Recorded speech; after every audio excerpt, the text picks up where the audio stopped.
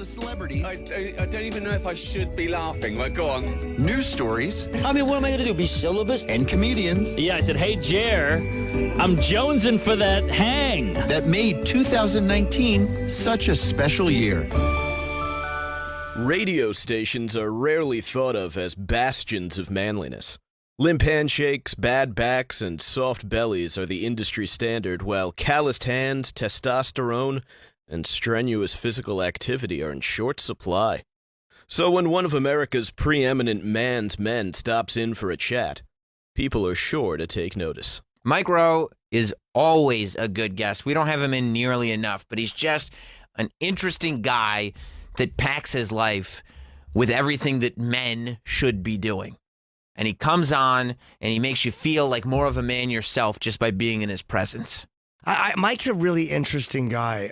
He always does things I wish I would have thought of, like working in shit jobs and then making a career out of going to see people doing shit jobs. I'm like, fuck, I wish I would have thought of that. So Mike always does things I wish I would have thought of. I'm Mike Montone, the most masculine member of the staff, bringing you our first installment of the best of Jim Norton and Sam Roberts for the year 2019. In studio with the fellas, it's Mike Rowe.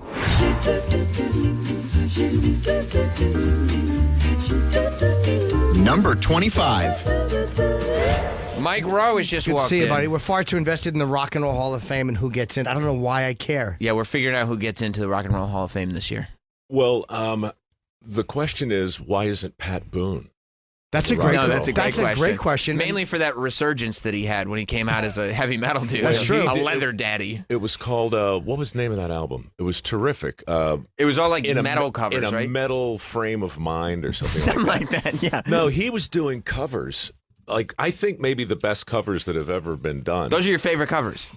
Look, I listened to something the other day. It was an Oasis cover. Yeah. Somebody called, I think Tom Flowers, maybe. Okay. So it's total lounge stuff, but in a weird way, it's as authentic as the original. I love a good cover. I me too. love a good cover. I like when a woman sings a cover. I do. Like there was the Look, it's my thing, okay? No, there was what was the group? Were they the Cranberries? Not maybe the ones who were doing Sabbath covers. Yeah. Did the Cranberries do Sabbath covers? I think so. The Cranberries did one of Fleetwood Mac. Da-da-da, but take it down. Stand Back. Landslide, I think. Oh, that's the only Fleetwood Mac saw that and Tusk. Go your own way. How does Go Tusk your own way. Where does That's Tusk what it was. Go? It was How does go your Tusk go? I got a big tusk just like an elephant. Yeah. Is that embarrassing to do in front of people? No, not at all. It ruins the song for me. Oh, I see. Tusk is an impossible melody. It's all that boom, boom, boom. Tusk. And then it goes into this weird drum break for 45 minutes and then comes back out. It grew on me. Yeah. How does I this love all it. come together? Yeah. That always boggles my mind. Like the pieces in songs that somebody's like, no, we're going to do this and then we're going to do that. And I'm like, how does your brain even function on that level? I'm still stuck on the Rock and Roll Hall of Fame. Malcolm Gladwell, I think, is on a mission to get Pat Boone seriously considered. Really? Yeah, because I mean, if you just go down the list of people who aren't in there, there's absolutely no reason based on that album he shouldn't be there. Hey, you we didn't get your book until this morning. So I apologize. You know what? We didn't read it. It's the same publisher you had. It's Jen Bergstrom. Do you know I haven't seen her in years? Is she still at Simon Schuster? She's sitting right outside, and on the way in, she said to me, she says, hello. Mike. She says, There's a Mike. reflection coming in. How you doing? There she is. She says, Jimmy's first question to me was, listen, this per diem, is it going to cover hookers and blow and whatnot? Possibly. I don't do blow, but the hooker part. Hookers, you do. Yeah. Right. It's hookers, right. No, hookers with blow or something. I don't know. No, hookers blowing is what he said. Oh, well, there you go. Which really, Jennifer, reminds me, we really have to discuss my per diem. Yeah. I don't even think there's, Yes. I think there's no mention of it. Well, Mike Rowe, you've got a book out called The Way I Heard It, which is a combination of stories from your podcast and commentaries on life and memoir and everything. It's everything that's in your head, and it's in a book now. It's kind of a hot mess of schizophrenic, well-intendedness. You know, it started actually with Jennifer. We were saying my podcast has done well, which are basically these short biographical mysteries about history and people and whatnot. Is it you talking? Are you interviewing people? Or? Nope. I write these things on planes, and I do it in the style of Paul Harvey, who used to do a thing called The Rest of the Story. Jim, when you have a voice that sounds like Mike Rowe's voice, nobody else is That's allowed a on great that point. podcast. Yeah. I mean, I would listen to you talk about. I mean, it doesn't matter what you're talking about. I'd be like, yeah, I'm going to listen to Mike Rowe's podcast. Well, that's good news, because for the next couple of minutes, I'm going to say stuff that may or may not be of any real interest, but And I'm I'm going to gonna do it in a crisp, well-modulated baritone. Yeah, and I'm going to sit hope there for and the go, best. fascinating. That is amazing because I can hold no one's attention. No, No one's attention. no. So 3 years ago, I'm sitting on a plane, and I'm bored to death, and I've seen all the movies. So I start writing these mysteries. You don't remember them, but Paul Harvey used to tell you a story inside out, and your job was to figure out who the subject was before he got to the end. How do you mean inside out? Like starting with. So if I was going to tell you a story, for instance, about Mel Brooks, I wouldn't tell you it's Mel Brooks. I would tell you the story of a 19-year-old kid who was fighting in the Second World War in the Battle of the Ardennes. And I would tell you about how he was losing his mind because the Germans were playing these propaganda songs. So you got a forest filled with Nazis and all this crazy German music playing. So Mel Brooks, he climbs up a utility pole and he jerry-rigs the loudspeaker. And he's risking his life to do this. And he has a record with him of Al Jolson singing Tut Tut Tootsie, this very old Jewish song from like the turn of the century. And he plays it through the loudspeaker. So suddenly a Jewish guy is playing a Jewish song to a forest filled with Nazis, and his buddies are laughing their asses off because it's just an impossibly weird moment. Yeah, it's amazing. And 25 years later, what does he do? You know, he writes the producers. Right. He writes songs like Springtime for Hitler and Don't Be Stupid, Be a Schmarty, Come and Join the Nazi Party. Right. And Blazing Saddles and Young Frankenstein. So my stories are about moments in the lives of famous people that you can isolate in history and then look forward and say, well, hell, everything you need to know about this guy, you can see in that That's why he moment. would take risks in comedy because Yeah. if you look at the risk he took to be funny with his own life. The ultimate risk. I mean, Yeah. he's literally a target in one of the greatest battles of all time, risking his life for a joke. Right. That's Mel Brooks. Yeah. Right? Yeah. and Sam typically doesn't like the Nazis being mocked. He typically doesn't go for that. That's not the case. I don't mind the Nazis being mocked. That's Jim is making that up. Of all the mockable parties. Yeah. Yeah. So do you have all these stories in your head? Are you like a history junkie, or are you sitting there researching and finding stuff? Somewhere between the two. Okay. I'm not an expert in any of it. My dad taught history, so I'm interested in it. But thanks to the internet and thanks to 5 and 6 hours at a time on planes, you know, you can sort of research Right. anything. So you just get on like plain Wi-Fi and start going through That's it.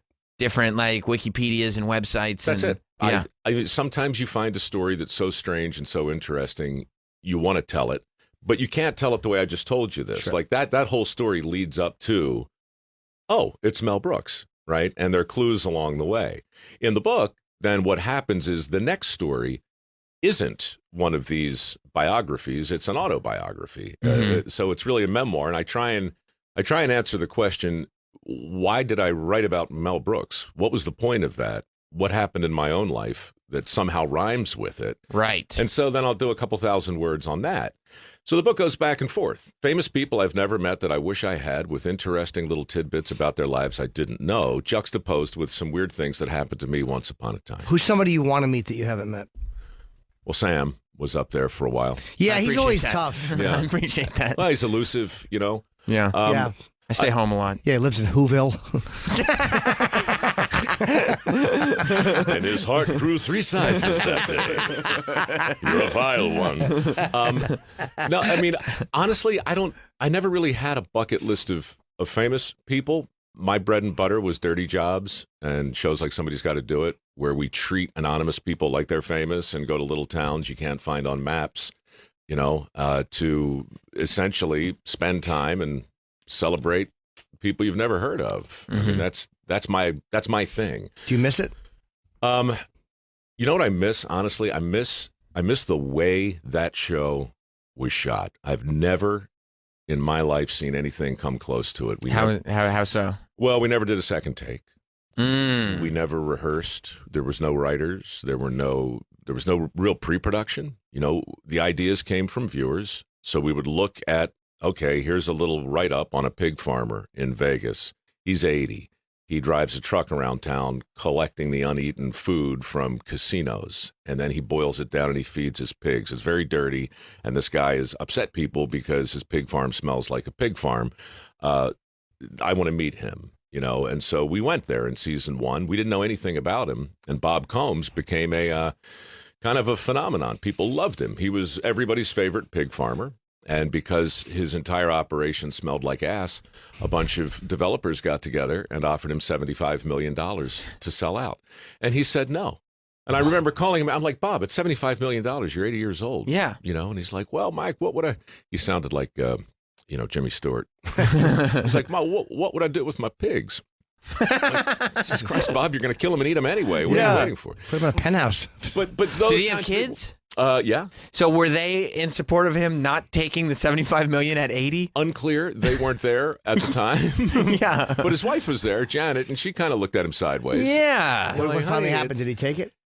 He waited like another 10 years, and then he wound up taking less. It didn't matter at that point. He was fine and happy to do it. Mattered to the kids, but go on. Yeah. The point is, I write about celebrities I've never met because honestly, I'm not slobbering to meet them. I spend time with people that aren't celebrities because honestly, I'm kind of fascinated by what they do. Did you how did it feel for you when you started to enter into that world? Because, you've been doing stuff in media for a long time, but I feel like it was Dirty Jobs that really made you super recognizable, where you would go down the street and because everybody was watching that show. Yeah. So you become kind of in that world that you're not even that enamored with. What was that like for you? Strange. Yeah. But cool. I Right. mean, look, whatever success I got came late. I was 42 when Dirty Jobs hit. And for the 15 years before that, I was impersonating a host for the most part.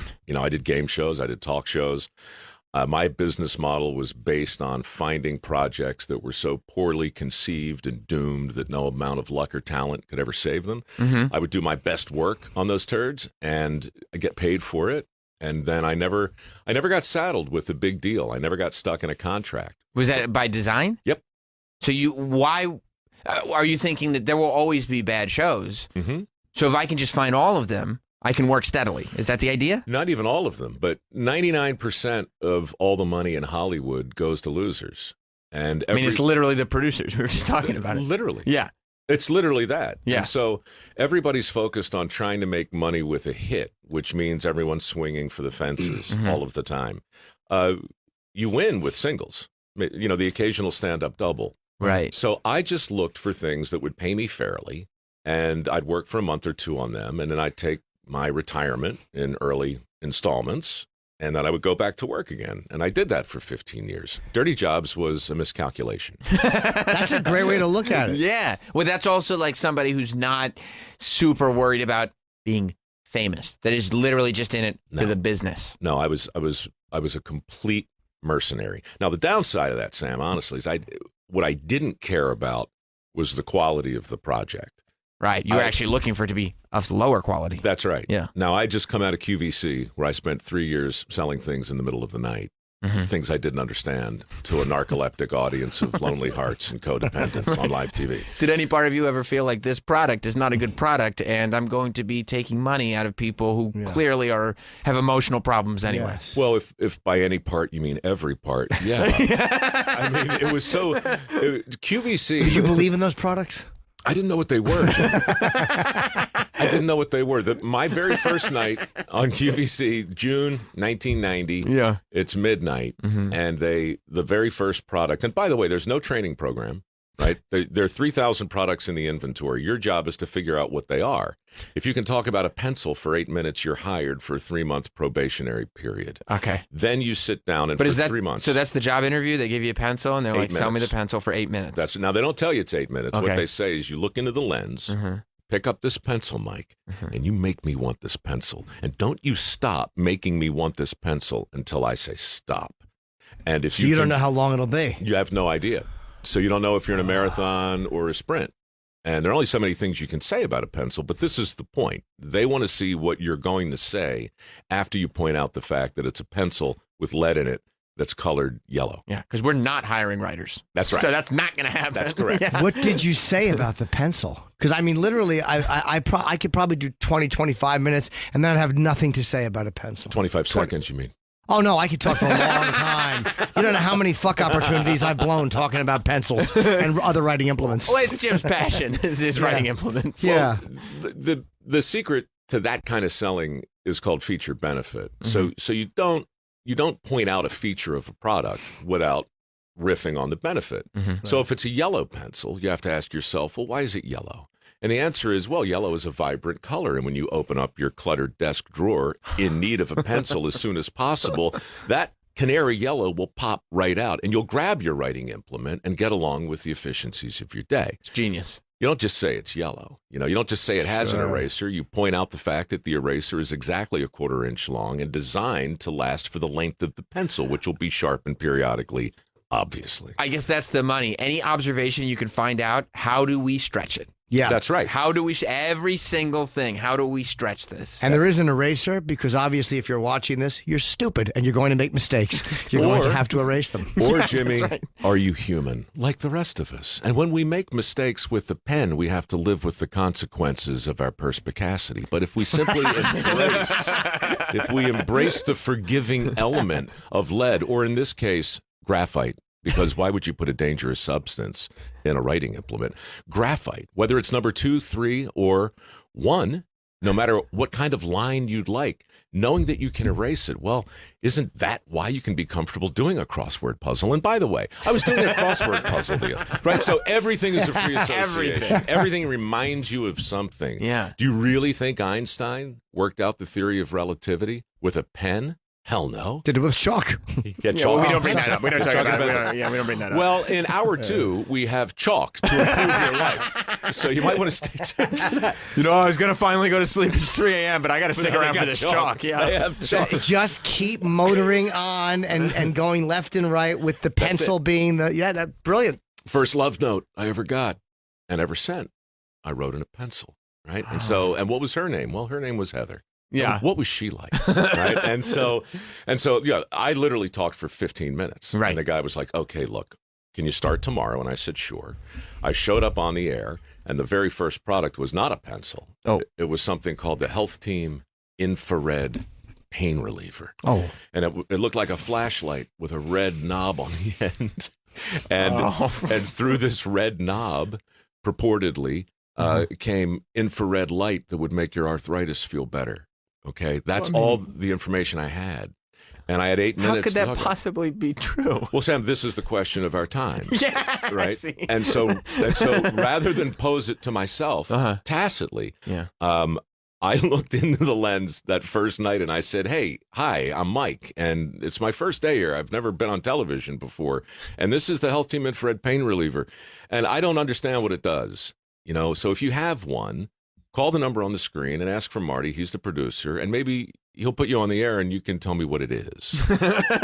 And so what happened was extraordinary. The phone lines lit up. Yeah. And for the next 3 hours, everything they brought me, the viewers, these late owls, right? These people who were up in the middle of the night with me. Art Bell fans. Yeah. Art Bell fans, Yes. all right? When they're not up to their neck in a conspiracy, they're calling to tell me what the infrared pain reliever does. By the way, isn't it great that Art Bell fans would be sitting there going like, the government is lying to us, but I'm pretty sure that flashlight is going to cure my arthritis. This man doesn't lie. Yeah, Mike wouldn't lie. So they call not to give a testimonial, but to literally do my job for me and tell me what it is and what I should be saying. And it worked for the first 3 months on QVC. All I did was take calls from people who would, like Mark Twain, paint the fence for me. Yeah. And so this is a very long answer to your question, but figuring out who your audience is, Yeah. And figuring out, imagining them in your mind and then finding a way to talk to them and admitting to them when you don't know your ass from a hot rock, when being honest. Being honest, yeah. Right. I did one of these nature documentaries years ago where we talked about, it's called the submissive posture, right? When a small wolf runs into a big wolf, the smart small wolf will just lie down and expose its belly as if to say, look, I get it. You can eat me. I hope you don't. Right. That's what I've been doing my whole life. There's a name for it. That's literally Jim's contract negotiation style. He goes into Scott Greenstein's office and just shows his salary. But honestly, look, unless you're the biggest wolf, there's great equity in embracing that, and I kind of Forrest Gumped my way into figuring that out in the middle of the night on QVC. So flashing forward to Dirty Jobs, that same exact thing happened, and that's what happened to me. You know, when I started that show, I wasn't trying to pretend to know more than I did or be an expert. I was asking the expert next to me, maybe a pig farmer, maybe a sewer inspector, didn't matter, but I was submissive to them. I let them be the de facto host in that scene or in that moment, Right. And then so when people recognized me, they didn't see me as a host. They kind of saw me as a guest. A professional guest. Because the show is about the job and the person who does the job. Correct. Yeah, that makes sense. It's a great way to look at it too. Just kind of, the worst, the people who get in trouble are probably people who think they're the biggest wolf but aren't. Like those are the ones who get in trouble. Those are called headlines all day long. Yeah. Pick up the papers and you can see a wolf who misjudged his size. Yeah. Yeah. Most of them are in politics. So when you have, I feel like you have your life plan, then Dirty Jobs, that becomes the second life. Okay, we're doing this now. After Dirty Jobs and that whole part of your career, you now have to figure out, okay, what's the third life now? Yeah. So when that's over and when the follow-up to Dirty Jobs, which was like Dirty Jobs, what was the show called again? It was called Somebody's Got to Do It. Somebody's Got to Do It. CNN, right? Yeah, So it those- was. And then now it's on TBN. In the history of the world, no show has ever gone from a news network like CNN Yeah. to a religious broadcasting channel. Wow. Never happened, but there it is. It's their number one show, and no one understands why. So do you just go after Dirty Jobs? Do you just go, let's keep this going? Or do you start thinking like, we'll still do this version of it, but I Yes also got and to no. think about what's next. Yeah, I didn't own Dirty Jobs, Right. so I couldn't take that show somewhere else. But I did own me, and I could take this idea of a guest instead of a host into nonfiction programming. So today there's a show on Facebook called Returning the Favor, which employs the same basic strategy. So did Somebody's Got to Do It, and that was the foundation of my business. Along with the foundation we started during Dirty Jobs, which is all about getting people into trade schools. So the nice missionary side of my brain is focused on a work ethic scholarship program. We've raised $5-6 million, and we award it to people who want to learn a skill that's actually in demand. We've talked about that before, and that's a thing that's become a big part of what I do. On the missionary side, right? There's in all things there's a missionary position and a mercenary position, both of which are underrated. Sure. by the way. They cost the same, though. They cost and your per diem covers it. There's a callback to Jennifer Burstyn. But mostly what I do today is figure out how to not hopefully be an asshole with the grown-up seat at the table that I have, because I have one. I go to Congress and I talk to people who are actually in positions of power in education and in employment. And I have a foundation, and we have moved the needle, and I'm proud of that. But on the other hand, I'm still about the filthy lucre. I need to make money. I have employees and things. And You haven't been set for life by the Dirty Jobs empire? No, I'm good, but I don't even know truly what set for life That's a means. good point, I mean, Howard Stern's still down the hall, right? Yeah, he is. Yeah. He still gets up and he still makes little rocks out of big rocks. Yeah. People might look at that and go, "What? Why?" Right. Well, I don't know. I mean, because at some point, Pat Boone's not in the Rock and Roll Hall of Fame, and something must be done. Yeah, There's somebody's got to something be there to to do accomplish. something. Yeah. So there's work to be done, gentlemen. Important work. This health team infrared pain reliever is not going to sell itself. That's right. Damn it. That's right. We can't let you live with your arthritis. You need this red flashlight thing. It is kind of weird that a guy who makes as much as Howard makes still wants to work. Like, what is it that makes you want to continue to do it when you undeniably have more money than you need? Clearly, you have to like doing what you're doing. Right. It's not about the money. Money's a terrific symptom. It's a crappy goal. But it's Yeah. it's a hell of a symptom. That's a great way to look at it. Yeah. I looked at it just the opposite. You're just here for the money. Step on everyone. Okay. Yeah. All right. Good to know. That's good to know. Take what's theirs. I mean, that's also a good strategy. It's a different strategy, but it can be very effective. Yeah. Lie and crush everyone and as much money as you can get. It's all that matters. Do you think robots are going to take away a lot of the jobs that we've talked about, a lot of the blue collar jobs first? I mean, they talk about self-driving trucks. First, here's why I think this. Because, and when I say robots, I don't mean like, big, I mean like the way there's no more toll booth workers. Mm-hmm. There's nobody that works in the... You say that with a smile, by the way. Okay. That's great news. There's nobody that works in like parking lots to lift the gate to get out because, everything is automated, right? Mm-hmm. Do you think I should say automation, I guess, instead of robots to make myself sound less like a naive idiot? Yeah. But do you think automation Mhm. is taking away a lot of these jobs? No, I think it's displacing some things, and I think Google. I'm sorry, what's your name, man? Troy. That's Troy Kwan. Troy just sitting there at his fingertips, right? Like a bump on a log. Access to all known information. Yep. Google- and he's got none of it in his And he's head. Googling scat videos. Yeah. By the good way, point, Jim. no robots taking that from me. No, thank God. Yeah, that's true. I'll be out of Google work. the Luddite. What is it? Luddite Rebellion. Luddite. Good thing you spelled that out. Right. Troy Yeah. thinks Google is spelled with a U. So, So back in like 1811, the Luddite. Is this Amish? No, but there it is. All right. So the Luddites basically had a giant revolution in the textile world. When the loom was invented, it was essentially understood that there would be no more weavers. Weren't they a secret oath-based organization? I think those were the Masons. Oh. Yeah, but very similar. Just imagine Stop reading the monitor, Jim. yarn instead of mortar. But yes, the see that's I remembered it. I you'd have just, done well at QVC. Yeah. Yeah. Every single argument being made today about the advent of artificial intelligence Yes. and automation was made in 1811. That's right. In You the mean exact that's same way. right. Because they were protesting against it being used in a fraudulent and deceitful manner. I do remember. Troy, could you click out of the window, please? Troy, I think we've lingered too long on the letter. No, that's what they were doing. Oh, I see. I didn't realize you knew as well. I'm the Yeah. dumb one. Yeah. Yeah. I'm merely trying to add a little verisimilitude to my answer to your question. Can you explain to him what that means? Verisimilitude is the illusion of competence. No, I know, but he's Yes, I do. stupid. But this happened in 1811, you're saying? It's all happened before. Yes. Are the Yeah. robots coming? Yep. Yeah. Is it going to be disruptive? Yep. Yeah. Was it superly disruptive in 1811? Absolutely. Yeah.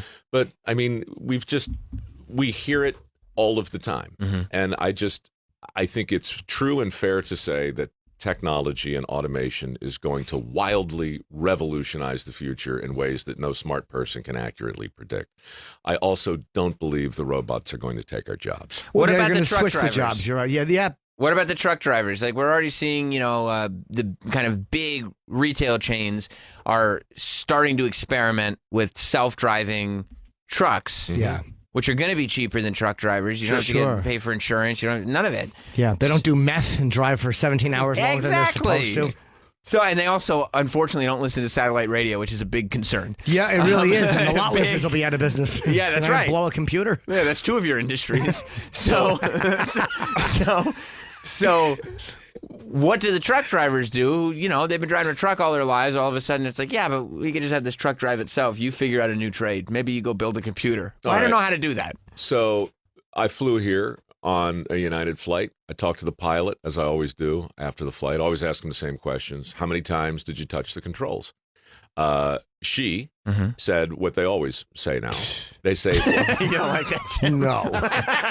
she said, the better question, she said, is how many times did I need to? Huh. And I said, okay, how many times you need to? She said 0. How many times did she? Twice, taxiing in and taxiing out. Right. All right, so planes right now and in the last 15 years have been flying across the country They're already on self-driving. their own. Yeah. I think we're going to live to see a self-driving truck going down the highway. But I don't think we're going to live to see the day when there isn't a person sitting behind the wheel anyway. So that's actually going to be dope because they'll just be able to kind of hang out in their car, take Like a a load pilot. off. Like a pilot. They'll be able to watch a little YouTube, whatever they want to do, and we won't have to worry about the fact that they're not concentrating on the road. And there's not a self-driving train. I mean, trains are on a track. If anything can be made automated to do it by itself, it'd be a train. I mean, There's always going to be a guy. I behind. literally look at train conductors going, what are you doing? What are you doing? Why are you here? Because this conversation I had with this pilot took Yeah. place on the train at the airport, and there was no conductor. Those trains at the airport, Those are The because the you trams. have Yeah. The tram. So yeah. you're on a tram. There's nobody up front. So look, I think you're right. It's coming. But you mentioned insurance. I don't think we're going to live to see the day when an insurance company writes a policy on a self-driving truck that doesn't have a driver sitting behind the wheel anyway. Because if shit goes sideways, Yeah, what are you going to get the for computer real, to pay you? Exactly. Yeah. So the truck, Oh, so the the company, Poor, so the poor truck driver just becomes a guy. He's the blame. yeah, he's there to blame. that's it. Yeah. No, he's a culpable meatbag. And he Right. makes other people feel better. Culpable meatbag. It's great. It's a great nickname in a relationship. It's not a bad band either, really. The culpable meatbags. Put your hands together, ladies and gentlemen. The culpable And they're meatbags. meatbags, and they're here.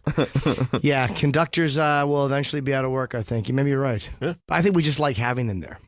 Of course, Well, they're we do. culpable Train conductors. meatbags. You see a train crash, you Yeah. got to blame somebody. What do you mean the conductor was asleep? That's what you say, Exactly. right? I like them to let me wear their hat. That's cute. Yeah. That's Choo-choo cute. Charlie. You get some wings when you get on the plane too. Yes, I do. That's so sweet. Yeah, it's exciting, isn't it? Yeah. Yeah, it is.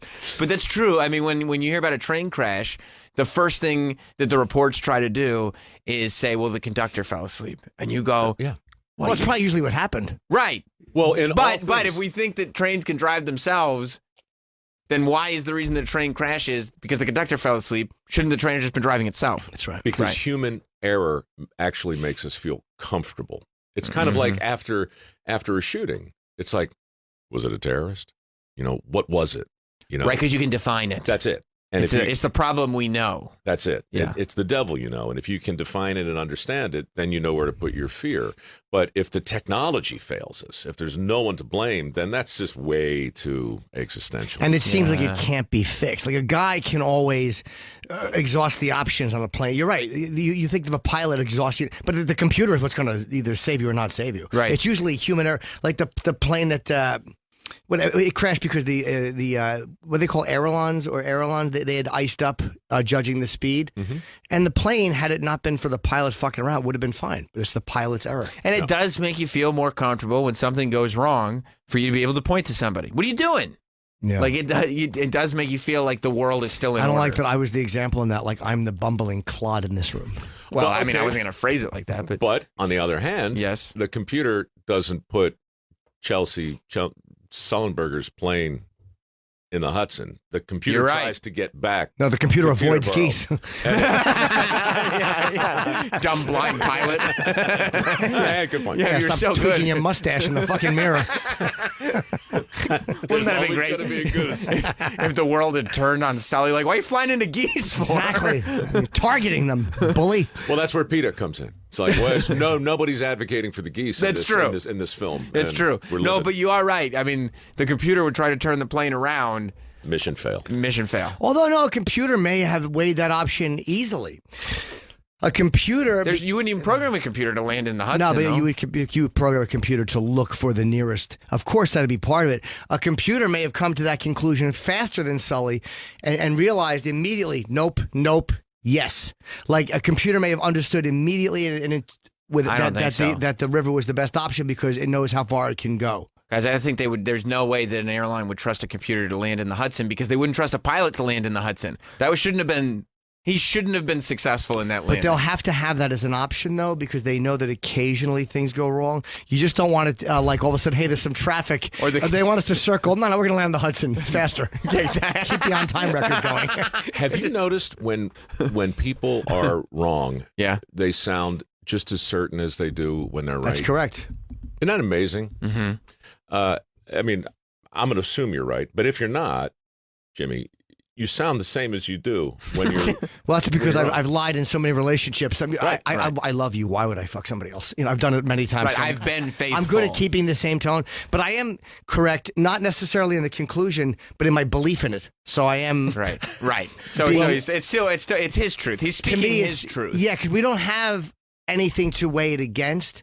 Right. So I can't be proven wrong because it doesn't exist yet. You know, in my book, The Way I Heard It by Mike Rowe. Yeah. Yes. I mentioned this is not this exact topic, but the business of certainty. I narrate this show called How the Universe Works, and every week I get called back to re-record something that I recorded a month prior because the science has found something that gainsays it, right? Mm-hmm. Something new.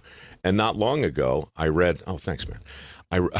I announced with a certain level of gravitas and certainty that the best minds in physics had determined through a new form of telemetry that the total number of galaxies in the known universe was 200 million. 200 million galaxies in the known universe. Each with 2 or 3 stars in them? Many. Like, okay, it's so just, more than- it's more just than- like okay. mind-boggling numbers, right? And 3 weeks later, they called back and said, "We just need to redo a couple paragraphs from last show." I said, "Fine." And one of the paragraphs was the paragraph that explained the 2 billion number. As it turns out, it's not 2 billion; it's more, and it's not. Well, a you said misprint. 200 million. Sorry. 200 million Right. galaxies is incorrect. The actual number is 2 trillion. That's way more. They were off by roughly 2 trillion. So and the point I try to make as the narrator Mhm. is when I say they're 200 million or 2 trillion, it just sounds the same. And the physicists who conducted the experiments and revised the numbers, they sound the same too. And we all everybody sounds the same. That's right. As when they're wrong as when they're right. Because everybody wants to be right. Of course. And So Did they really say 2 trillion? 2 trillion. a 2 lot. trillion. Yeah, my calculations Troy? were different. Troy, Yeah. look up the Luddites. Yeah. Anyway, I mean that's honestly that's why it's the way I heard it, because I don't know, man. Right. I don't know if the robots are coming to take our jobs. The way I heard it, the Luddite rebellion already happened. So you I got to see. say 100 billion. It's- The numbers it's are all the over. map. I'll It's all over consult the with my colleagues. Yeah. There it You is. should. Are there 2 trillion galaxies? You should. This is how we know there are 2 trillion galaxies There in the it is. universe. It's a picture of Mike Rowe. Because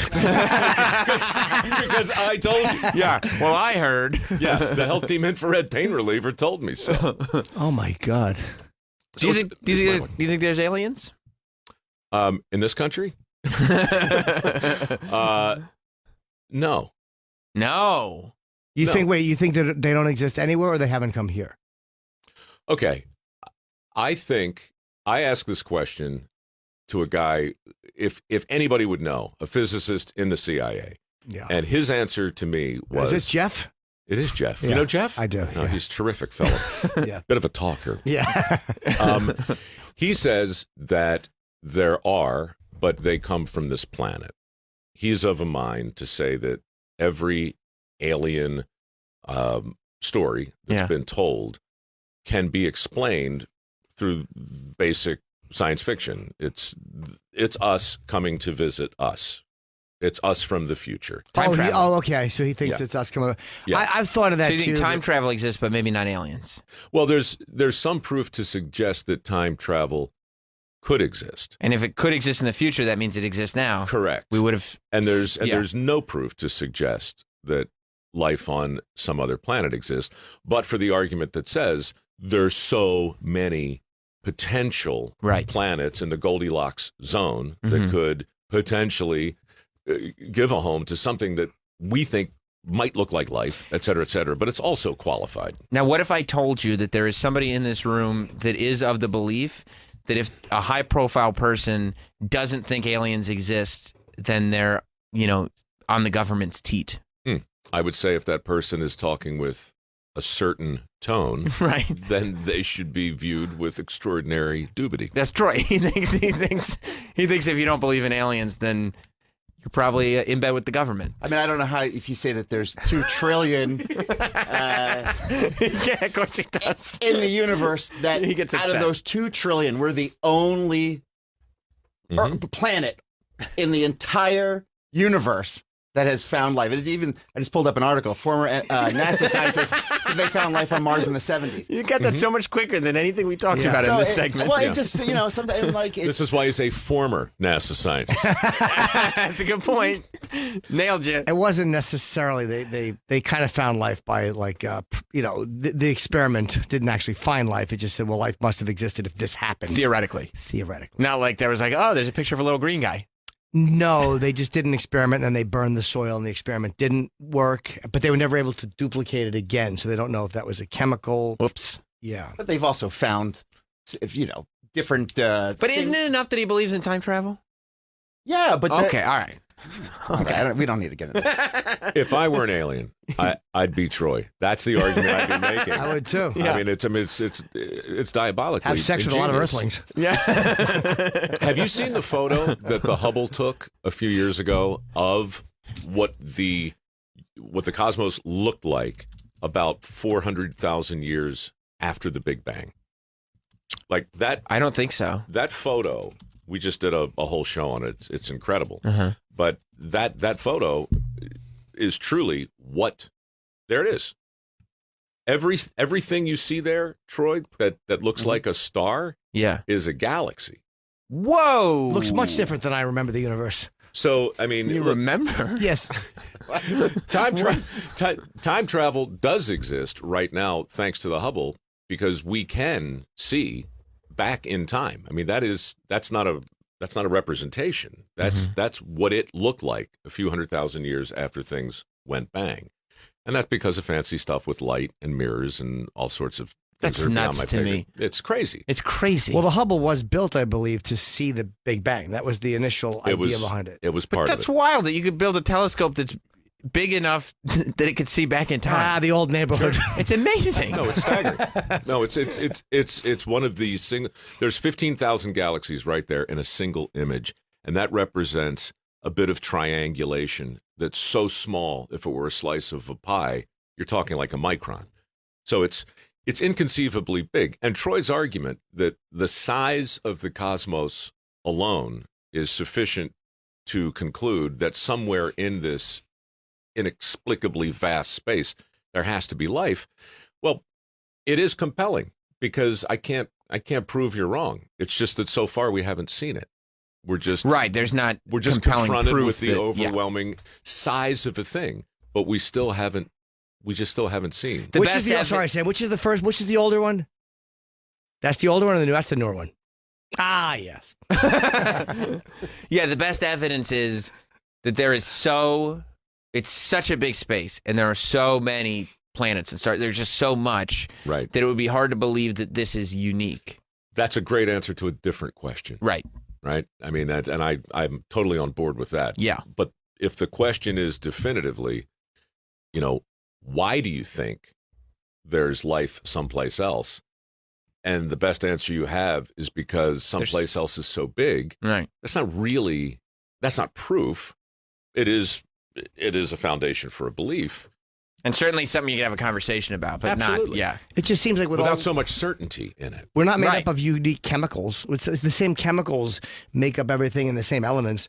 So the odds just seem that they would combine it again. More than once it would happen. Who knows if there's more elements in chemicals? Who knows if there's more elements in chemicals and whatnot?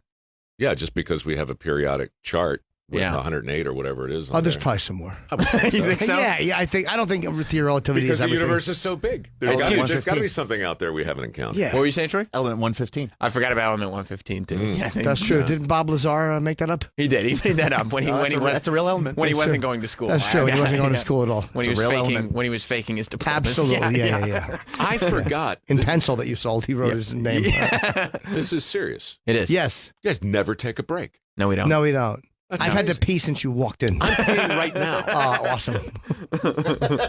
I love that theory about time travel. I don't think I've ever heard that one, that you could, like, what if these sort of quote-unquote alien encounters are actually encounters of time travel? What if these unidentified flying objects are objects from the future? And they can't interfere because that could mess things up, so they just peek and get out of here. Space-time continuum. That's right. Prime directive. Right. You don't go messing with your primitive civilizations. That's right. You know? We learned that in Back to the Future. I learned that on the Inca Trail Okay. Many years ago, when the Soundgarden's first album came out, Uh-huh. and I'm walking around, climbing Machu Picchu, listening to Spoon Man. Were you on acid? No, but Okay. those cocoa leaves Uh-huh. are named accurately, right? So you're chewing cocoa leaves. You've got all the energy from the cocaine that's built into them. Uh-huh. I'm listening to Soundgarden, and some Sherpas, are like carrying our gear. And these guys are incredible, amazing. They've never been below like 9,000 feet in their life. And as a parting gift, I gave them my Walkman with, No sound- batteries. No, it had batteries and it had Soundgarden. Oh. And for the first time in their lives, these guys are listening to electric guitars and Soundgarden. And I said, take it, have fun. It's yours. And then I went about my business and then later thought, You when, just when the batteries run out, Yeah. right, something bad's going to happen. Like today, there's probably a statue or something, like a monolith shaped like a Walkman, high up in the Andes somewhere. But yeah, you just never know. You can't, everything affects everything. Yeah, the butterfly effect. The unintended consequences of all things, whether Yeah. it's politics or science or whatever it is, that's real. It's amazing. Well, the way I heard it. Yeah. What a good tie-in, Thank dude. you very much. Thanks, Jimmy. Yeah, I'm happy. I wish we had this a little bit in advance because yours is one of the books I would have read. You're really an interesting You can guy. still read it. No, I can't. But I so would have here. been You more get to keep prepared. it. You get to go home. I'll come back tomorrow. We got a pop-up version coming out. It's going to be terrific. Oh, really? No, not really. Just so everybody can really follow it. Coloring remedial. book is coming, too. I hate that piece of shit Hubble photo. Don't get Why? me started. I didn't like it. Sloppy photo work. They're building a new one. You probably know more about it, where it's going to orbit. It's supposed to go way beyond what the Hubble does. I don't know where it's going to be. And we asked an astronaut, and he also had no idea. Between the sun He and didn't have any Mercury, or whatever, idea. it's gonna orbit like that, and Yeah. it's to see deep space without the interference of. I can't wait till the iPhone comes out with a lens that you could travel through time with. It's coming. We're Eventually. there. We're almost there. Eventually. Wouldn't that be great? If Well, the iPhone will was like- connect to a bigger telescope because you wouldn't be able to see here because there's the light and all that. But it'll connect. the iPhone brings time travel right into your hand. Absolutely. I can see the ads now. I think it'd be great. I'd do the VO. I'd be happy to. Yeah, you would. Your Ladies, are you tired of living in this day and age? Yeah, man, that'd be awesome. How much voiceover work do you get? None. Very Uh, little. Oh, you mean Mike? Yeah, Sorry, I I think was you meant more me. thinking about Mike. Yeah. If there's a wildebeest trying to get through the vast reaches of the barren Serengeti and pausing for a drink at an oasis of some kind, but being slowly consumed by, say, a crocodile or some hyenas, the odds that I'm telling you about it are good. That's amazing. You do a lot of wild nature. A lot of stuff. nature. I do, all the crab fishing shows. I do a lot of the build. Do you have insurance shows. on your voice? No. I like to live on the edge, Sam. You do live on the edge. Very risky. Yeah. Yeah. Voiceover work is very, very lucrative too. Yeah, I'd be so. I unfortunately have a throat clearing, tinny, annoying voice. Well, luckily, mine is so broadcaster friendly. Yeah, it really is a miracle that we talk for a living. We should both be miming. You guys together, it's like a symphony. I think so. It really is. Yeah. Yeah. So, have you ever in your life been like scared that you're like, oh, what if something happens to my voice or? Your instrument. My instrument. Yeah. Or you're just like, Now I am. luckily, I'm strikingly handsome, so it won't matter. I never. It's in the voiceover world. If you're really in the voiceover world, Yeah. So you're mostly just an anonymous person with a nice voice who makes a decent living doing that. Then yeah, you have to think about it. Mhm. I'm fortunate. I work mostly on camera, and then I get to do this other thing on the side. So I don't baby my my The instrument. Ford. I think you do Ford, right? Did Ford, yeah, a long time. Yeah, Ford, Caterpillar. You don't worry too much, do you? Not much, no. Look at you. I mean, there's no upside. There's no extra credit for No. worrying. Just makes everything worse. It does. Yeah. Yeah. It really does. Well, you figured it all out, Mike Rowe, and I think that's because of the way you heard it. Well, I actually came through time, Sam. I thought maybe. I've seen the future. I thought maybe that's why you came up with that quote unquote theory. You're like, I could go back in time and just be right. That's why you always sound like you're telling the truth. I almost said, "Where's the pop-up store?" But then I realized you were kidding about a pop-up book, and I about stopped a myself. pop-up No, I know, book, but like, we just had the Morgan, words. we had Morgan Spurlock in recently, and he had a pop-up store. So the You do a pop-up, pop-up, yeah. he did Yeah, do he it. did I'd a do it, pop-up but- chicken restaurant. Yeah. Jennifer, can we do a pop-up next time? Publisher says 2 thumbs up. She says Okay, yes. so we'll do it next time. This time, just Yes. get the book. It's called The Way I Heard It by the incomparable Mike Rowe. You're very kind. Thanks. You're always so great, man. Yes, and before we close, I'll be in Denver this weekend, Friday, Saturday at the Comedy Works if you happen to be out there. That's right. No breaks, but sometimes we end the show. And You that's got what it. we're doing right now. It's so Yes. important to know when to say goodbye. Yeah. Like we focus on hello, we focus on the first impression, but knowing when to leave, man, that's that's the mark of a good guest. I'm not saying I am one. You're a great guest. Like great. for instance, here's another sentence. I've started. I have no idea how it's going to end, but I'll tell you this: the Health Team Infrared Pain Reliever, Sam. If those joints really are aching, if you're just not feeling like you're living your best life, 3 payments of $19.99, it'll change your world. It's Jim and Sam's Best of the Year Countdown. Don't go anywhere. We'll be right back. We do plenty of interviews here at the Jim and Sam Show, but sometimes we're content to sit back and let other people ask the questions. When Kentucky's WDRB put a glistening John Schnatter on the piping hot seat, the gang gathered round to grab themselves a slice of entertainment. I love John Schnatter. He makes warm, hot Schnatter's pies, piping hot Schnatter's pies. Oh, Papa John's, Johnny Schnatz. He is the man. But even Schnatter's most ardent supporters say the former Papa John's CEO's eating habits left a bad taste in their mouths. I like a pizza as much as the next guy, but I don't know, 40 in 30 days, I don't find that reasonable. For Jim, Sam, and Faction Talk 103, this is Mike Montone telling you to feast your ears on one of our favorite moments from 2019 as the best of the year continues. Number 24. Papa John, he's back in the news. He's back. Papa Good for John's him. back. He should, this guy, they fucked him out of his company. They fucked that guy who said he was sorry. He made a terrible mistake. He was trying to quote something. At least, as far as I know, it wasn't done angrily.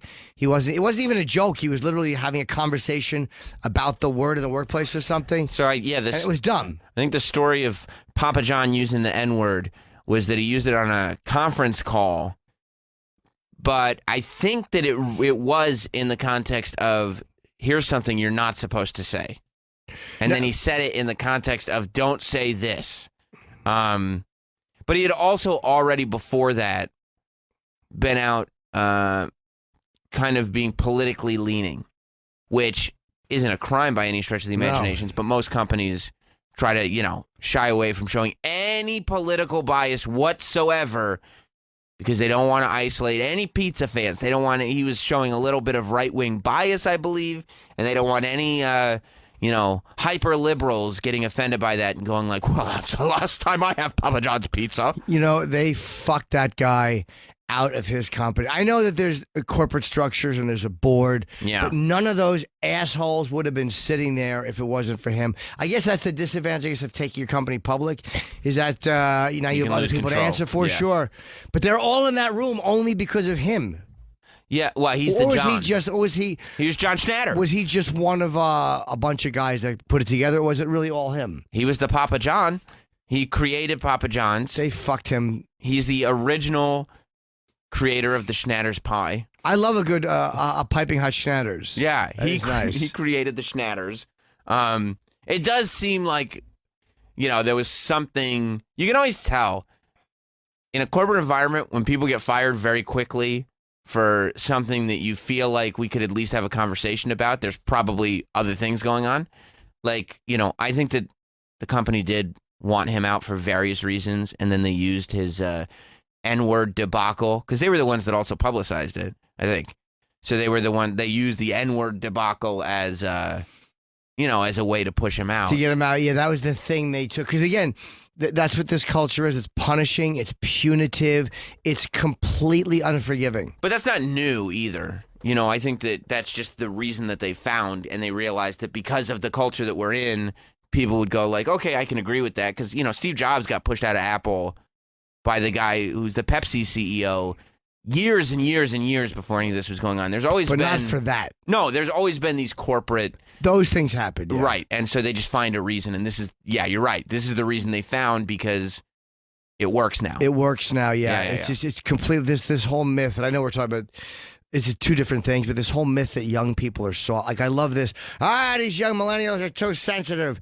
They're the most vicious fucking generation in a long time. They have zero forgiveness in them. It's completely punitive. There's zero context. There's no room for mistake. They're not soft. They're fucking running old people over with a lawnmower. Oh, what the fuck yeah. are you talking about? Yeah, okay, boomer. Yeah, they're soft. They're going to destroy you. That's a delusion, though. I mean, they're hypersensitive to certain things and offended easily. But as far as being soft and like, no, we don't lie. They're the viciousness to that. So I can't wait until that comes out. The viciousness that's mixed in with that whole hypersensitivity. They're people of action. They like specifically want jobs to be ended. They want lives to be ruined. They want. That's when I say they're people of action. They're not going and just saying like, well, I'm going to tweet about this just so more people know. They're punishing, directing.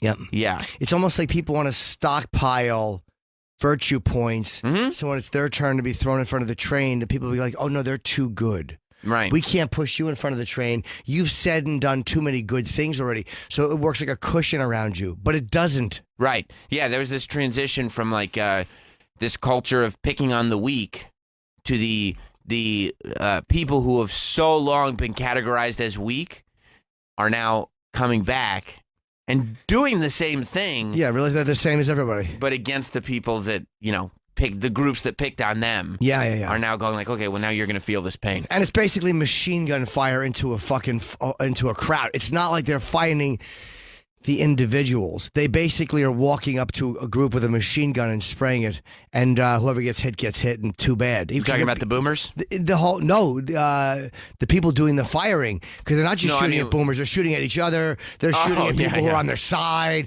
It doesn't matter. Because it's not just conservatives that are getting fucked in this culture. Liberals are getting fucking completely ruined too. It's not just one side. Yeah, I mean they shoot with shotguns, so they don't need to aim. They don't give a fuck. Hey, Chuck in North Carolina too. So, to keep it on Papa John's, because this I guess he says, "Hey Chuck." Hey, yeah, I was gonna tell y'all, man, that Papa John guy, he sponsors like a drag car, and he's got my favorite type of car. He's the nicest fucking guy you would ever want to meet, man. He gives back to everybody, feeds everybody. I don't know. He's always ready to help everybody. He's just a good fucking dude. I hate he got fucked out like that. That's a bad deal. I don't know if this is the voice that Papa John's wants coming to his defense. Well, you need that because... No, he's a good guy, man. He really is he's down to earth. Yeah. Y'all have a good Thanksgiving, man. Hey, take care, Chuck. Have a good holiday. Down to earth is... See ya. All right, buddy, be good. No, but he's probably old school. Yeah, the same vocabulary. Yeah, he's an old school dude. He just likes a clean neighborhood. But yeah, he got fucked. Hints. He got fucked. If he was being angry and he yelled at somebody or he was saying something vicious, all right. But again, he was dumb what he said. But that you shouldn't lose your company for that. People would still eat fucking Papa John's pizza. Yeah, no. And by the way, all the people that hate political correctness, I get it. If you want to fight back, don't eat Papa John's. Like there are people trying that. That's how you do it. They would have gotten him with something else. I would love to find out. Yeah. Like I would love to get all the. I'm sure. Do you think they wanted them out anyway? Yeah. There's some real reason that they wanted him out that they don't want to say. But he is. Wouldn't it be funny, something crazy? Like they kept catching him in the warehouse taking diarrheas in the pizza dough. He kept doing something, or putting like rat poison in the fucking pepperoni. I told you to stop giving yourself pepperoni enemas. You can't do it. We need the pepperoni. You're giving yourself enemas with it. Wiping blood boogers on the inside of the pizza box. What are you doing? Oh yeah, the politics. Yeah, you're right. Yeah, there's a couple things. He's in there licking peppers again. Stop licking the peppers. You can't do it, John. Yeah. Accused of stalking and groping. 20 years ago.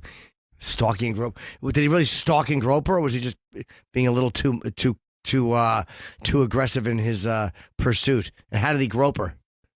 I mean, it's confidential settlement. Yeah. So those words are thrown around. It's like I always want to know details before. I thought you wanted for your own like porn fanfics. No, not him. The Little Caesars icon I've jerked off to because it goes pizza. I like Domino's The Noid. I don't know what the Noid is. Remember Avoid the Noid? No. He's like the 80s Domino's like claymation puppet monster. I'm more of a nannerpuss guy. And guess what? I like pancakes. I remember Travis's nannerpuss dance. Wasn't it good? Oh, yeah. He looked like a nannerpuss, didn't he? It was really bad. That's offensive. So, unfortunately, though, for Papa John, sometimes when these things come up, it does mentally fucks you up. You get angry. Sure, yeah. You start fighting. And he did an interview on the local news where he doesn't, I mean, a lot of people talking about it today. The fact that his whole life has been ruined by this one dumb moment. Like, and again, he's got money, but like this whole identity he had, hanging out with football players, and he was a part of the whole thing, it's just gone.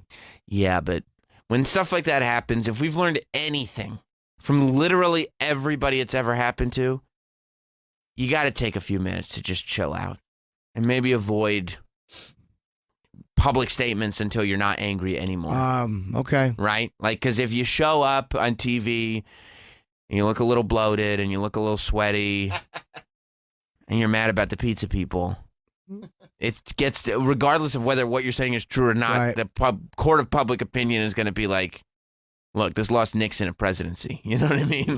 He's not a good. It's not a good look. I mean, what he said, I haven't seen the clip. I read some of the transcript. It makes it tough to believe what he's saying when he looks like he's been sitting at home in his underwear eating pizzas all day, like making tomato sauce face paint, like the guy from the Bjork suicide video. I love that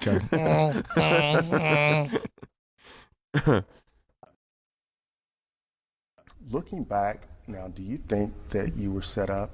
Oh, there's no question about it. And the public knows that. This is all a farce. Nothing sells like the truth. And the truth, sooner or later, all comes out. For the first time, Schnatter is talking publicly about the firestorm. Why are they calling him Schnatter? And why are you saying what he's doing? We see him talking. It's so... I hate the fucking news. It's so weird that the news does that like it's radio. They talk over the man answering the question to let you know that he's on screen talking. We see it. Yeah. This is John Schnatter. First of all, it's clearly Schnatter. And second of all, we could see it. You wrote his name under his thing. It's a visual medium. You don't need to narrate. What is he, in a high school theater there? I should be shooting a special on that room.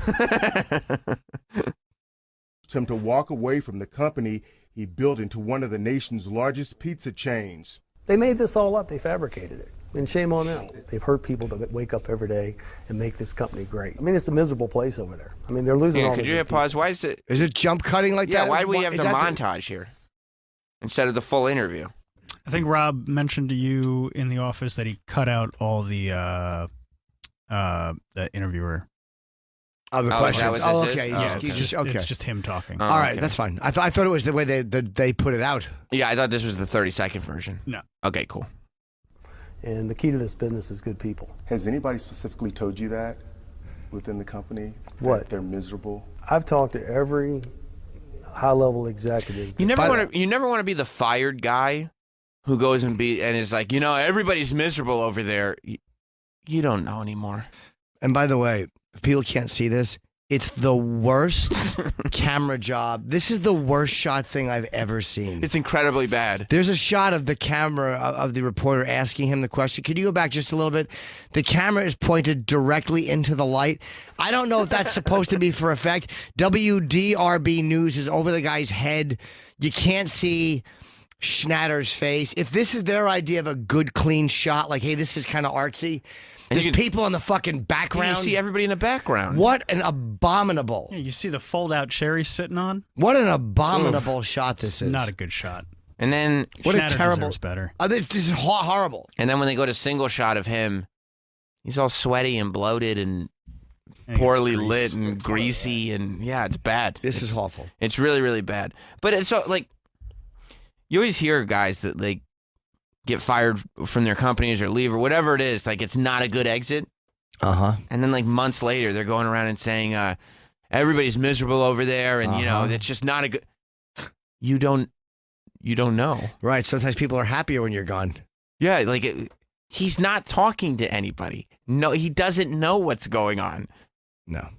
People aren't miserable. No. They're probably... And again, I don't know him, but they might be happier he's gone. It could be. Obviously, they wanted him out. The board did, yeah. Right. Who knows why, though? They might be doing stuff that's corporate smart that he didn't like. Well, they probably also realized that he's running around talking about all his political stuff, and you got to knock that shit off. That killed Chick-fil-A almost. It did hurt Chick-fil-A. Yeah. They can't give money to the anti-gay churches anymore. No. You know, and that's got to be really tough for them. They were trying to use their chicken money to get the gays to not be gay anymore, and they can't do that anymore. No, but they took the heat. Because of Popeyes. Yeah. But that's kind of how it is, that there's another option now, and if people who are like gay are like, all right, fuck it, if you want to support people that are anti-me, I'm not going to eat in your place. Right. That's how you do it. And then they're like, all right, fuck it, we won't do that anymore. Right. Same way if old Schnatters is like, well, you know, we're telling you exactly who our candidate is. Everybody that's with the other candidate is like, all right, we'll just go to Domino's for bad pizza. But to me, that's how like a fucking boycott should work.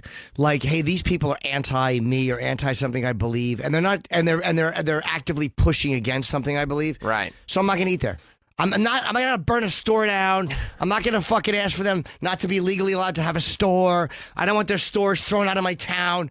I'm just not going to eat there. And if people who feel that way don't eat there and don't support what they're doing, eventually they'll change how they do it because they feel it. You'll have faith in letting the marketplace dictate? But that's what the marketplace dictating is. It's not fire this one, get rid of that one immediately and silence it. Alert the sponsors! It's, hey, we don't like that you're fucking fighting for this, and we're not going to patronize your fucking dumb chicken place. Right, but we're still going to eat chicken. Yeah, we'll just go to Popeyes. We're going to Popeyes. And then Chick-fil-A is like, but we were just kidding about the anti-gay stuff. Yeah, exactly. Put drumsticks in your hiney. We don't care. To every high-level executive that's left, or somebody close to me has talked to them. And we're talking a half a dozen executives. I mean, they've lost more executives in the last 12 months than I did in 10 years. I've had over 40 pizzas in the last 30 days, and it's not the same pizza. It's not the same product. It just doesn't taste as good. The way they're making the pizza, the way they put it. I don't know if that's the greatest... 40 pizzas in 30 days? That doesn't sound like a guy who's doing well. No. It's a new ESPN documentary. Yeah. 40 for 30. 40 for 30. It sounds like a man who's been urinating into a jar when he finally got Hell's Angels made. Yeah. Is this Papa John's? Yeah, you know what the fuck this is. Bring me another one. Bring me another pizza. Sir, I think you've had enough.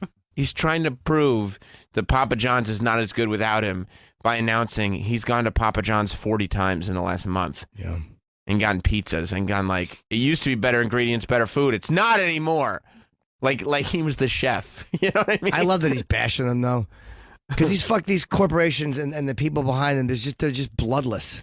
Yeah, but it's not like, I don't he started it. I get it. But this isn't the most strategic thing in the world. To watch the jilted ex-employee smash the company on TV, it's not like anybody goes like, oh, I'll think twice. This is coming across negatively for him, not for Papa John's. I don't know, but it reminds people of, oh yeah, they're fucking douches, and there's other options.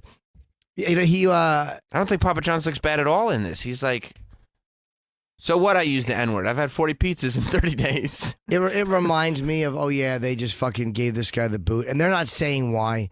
So if they're using that to me, like you said, as an excuse. If they came out and said, look, this was the fifth thing. Other stuff was he had made terrible decisions, financially detrimental decisions. We had to do it because he wanted to do this thing that was going to open something. It was going to lose money. Then it makes sense. But it's just he said something impolite with a decent motive on the phone. And we know the context and we're going to crucify him anyway. That makes me go, fuck the company. He's eaten 40 pizzas in the last 30 days. I respect that. That's not a man. That's a man who likes to take a doughy shit. He's not doing well. Nobody who's eaten 40 pizzas in 30 days is doing well. John Schnatter's on the phone. Do you want to talk to him?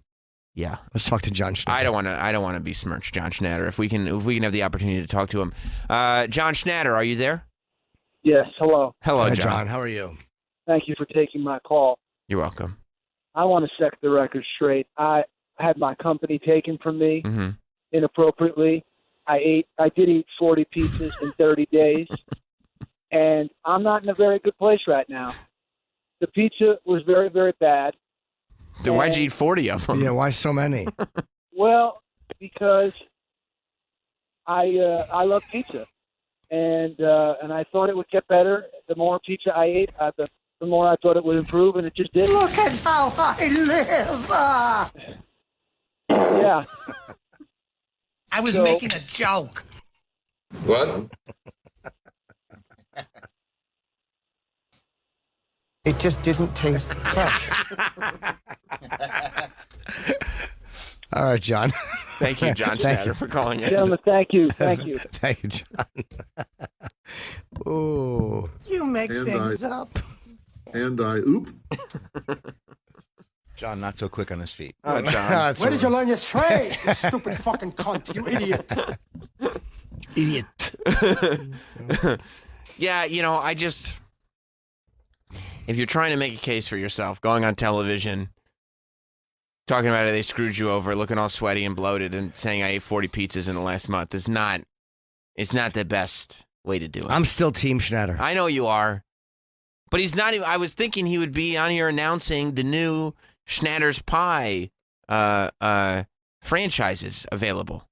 No Schnatter's Pies. How much money did he get from that? Like, he's got to be A ton of money. He's probably worth millions and millions of dollars. How much is he worth now after this? Yeah, I don't think that he's gonna want for anything. But he liked going to the games. He just sold like millions in stock like 2 weeks ago. He likes being he doesn't want to be rich. He John likes being Schnatter. Papa John's, He wants to be right? Papa John. He likes going to places and being.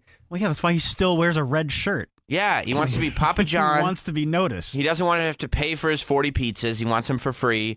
He wants to be able to say the N word in certain contexts. He had And- 9.5 million shares. Yeah. Every now and then, drop an N-bomb, say, hey, it's okay, Colonel Sanders did it too, and go about his day. You know what I mean? Yeah, the way he said it was dumb, but again, it was just stupid. That was his initial defense. Well, Colonel Sanders did it. All right, Papa John. We've moved on from Colonel Sanders, He donated $1 million to a historically black college, emphasized that Schnatter's action should speak louder than words. The black community has heard too many false words, but today's action, the generosity specifically for black education, uplift speaks louder, Reverend Cross. That was the college president. Well, that's great. I don't think he's a bad guy. I just think he's eating too many pizzas. He filed a lawsuit to gain access to their books. I hope he gets what he wants. He's got to let it go. Oh, no.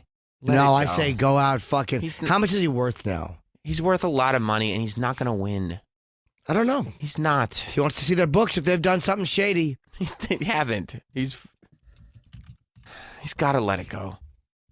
I want to know. If you're that talented, just create Worth $107 million. Yeah, take your $100 million, create a new pizza chain, and go about your business. No, they're still. Why don't they change his name of the pizza place, of the pizza company? It's John. It's not like it's Papa Schnatter. It's John. There's lots of people named John. Papa John, though. Nobody. He's Nice not even house. Italian. Google Fi, a phone plan by Google. You trying to sneak in ads? What are you? You got a little Sake payola Google? over there? It's quite silent. Keyword Troy Kwan. He has a big fucking house, 15,000 square feet. That's what I mean. Enjoy your big house. Enjoy your $100 million. You did it. He misses getting picked up for the airport and going to the Super Bowl. He used to go to the Super Bowl and hang out and talk to dumb Peyton Manning. That was his life. But then he shouldn't have been dropping N-bombs because Colonel Sanders could. He didn't mean it like that. He wasn't saying it and then defending it with Colonel Sanders. He was saying Colonel, and again, it was a He did dumb defend thing. it with Colonel Sanders. No. He didn't say it and then go, but how come Colonel? He was saying Colonel Sanders calls blacks, and then he was saying it dumb, but he was trying to make a point. It was ill-advised, but I don't think it should cost you your fucking company. I don't think an ill-advised moment where you're not trying to be hateful should cost you your fucking company. It's over. It's wrong. Right or wrong, it's over. Stop eating 40 pizzas. This man is obsessed with Papa John's. What does this mean, Ben in New Jersey? I don't know what this means. I hope he gets his company back. He's going to win. He's not going to get his company back, and he's not going to win. Mm-hmm. Go on, Ben. Well, what I'm saying is they get to unseat the ruler. The stock goes down for like 2 days. Well, go ahead. Say what you were saying before, because the audience didn't read your thing. Oh, I'm sorry. What I was saying was is all Papa John's was doing was shorting their own stock. Mm-hmm. They get to unseat John Schnatters, or whatever the fuck his name is. Yep. His name is The John stock goes down Schnatter. for like 2 days. The pizza's still good. The stock goes back up, and they make money. Okay. Oh yeah, you're saying it's a stock trick. Yeah, maybe. Do they buy? You mean do the guys buy stock in the time when he's fired? They go out and buy stock. I guess. Yeah, absolutely. He doesn't. That's the idea. I don't know. Thank you, The Ben. media buys stock all the time. Hey, can I say Mike Montone is the next last professional broadcaster? It is very ironic that there could be a next last professional broadcaster. Yeah, the true last professional But broadcaster. it could be. You're simply Sam, the next to the last professional broadcaster. It could be. Thank you, Ben. Thank you. Yeah. Mark in Texas has a great point. What's going on? This is going slow. What's going on, Mark? Hey, guys. Hello, man. Mark. Big fan of the show. Of course. Love listening to y'all. Hey, I read somewhere that after he bombed in that interview, his mom took away all his royal duties. Thank you, Mark. Thank you. Did they fix this thing that I asked for? I have no idea. I definitely know that engineering was made aware of the issue. They were told it's headphones. Just like it's a computer. Oh, can we ask if they followed up on it? Yeah, I'll Thanks. ask Rob, Yeah, because it's Rob was still taking care of it. Yeah, I would say this is the pizza equivalent to the Prince Andrew interview. I find this more offensive. The way they've treated. Let me watch the end of the. I mean, dude, how obsessed are you? If you're buying 40 pizzas in a month. Well, it's his product too, though. It is It's different. not his product anymore. But it's his name. It's him. It's his company. He Let it- started this thing. Start a new one. Made it into a giant, and he just got fucked in a corporate setting where I could see how he got fucked. Again, I wouldn't even be having this conversation if they had said he had said this in anger to an employee or was overheard saying it by a black employee. He was, like, all right, those are things you should know better. This was just a dumb thing where you think the context is understood, but it's not. Everybody knows how this can happen. And once again, we pretend we don't. Wouldn't you take his opinion a little more seriously if he showed up in a suit instead of a red shirt and didn't say he was eating 40 pizzas in the last month? If he wasn't the guy who started it, maybe, but he's the guy. Guys who start these things are not perfect corporate pictures. Guys who create these things because of their name, they're not fucking CEO looking guys. They're just a guy who started something. If he was the guy if he was the head of Exxon, well, yeah, I'd say put a suit on, shithead. I think the N-word was something he was using at other times, right? I don't know that. Well, that's different. I hadn't heard that. Was it? I thought I read that earlier. I can't find anything about Sam? it. Well, no, of course. I don't think so. Well, Go back to the. Is that true? I don't know. Just a thing that Troy just said. Go back to the interview. Putting the pizza together is just not fundamentally sound to what makes a Papa John's pizza a Papa John's pizza. It sounds like you're saying that it's taken a huge hit since your departure. Would you ever consider, or do you want to go back? Right now, I don't want to go back. But this is still your baby. Lies. Put your name on it. To your point, Stefan, it's hard to watch this. I mean, every single thing you can possibly. They should fire whoever is in charge of this shoot. But if you wonder why little local news, where can people Google this and watch it if they want to see? It's all over Twitter. How horrendous the that video. is. You can retweet the video that's on Twitter. What are they saying about it? People just saying Papa John's comes because he doesn't seem that angry. He seems like he's annoyed, but he's not irrational. People are saying that he's bloated and sweaty and he ate 40 pizzas in the last month. That's what people are saying. The big headline on Twitter is the 40 pizzas. He has so many pizza. How could you go through 40 pizzas? It should take you like if you're just a man. It should take you like 2 or 3 days to go through a pie. Maybe 2 days if it's just you. And that's all you're eating. I don't know, man. When I'm hungry, I can have a whole pie. Yeah, but you'd 40 need in 30 days you'd is need more to go, than one a day. Yeah, you need to go through in a month.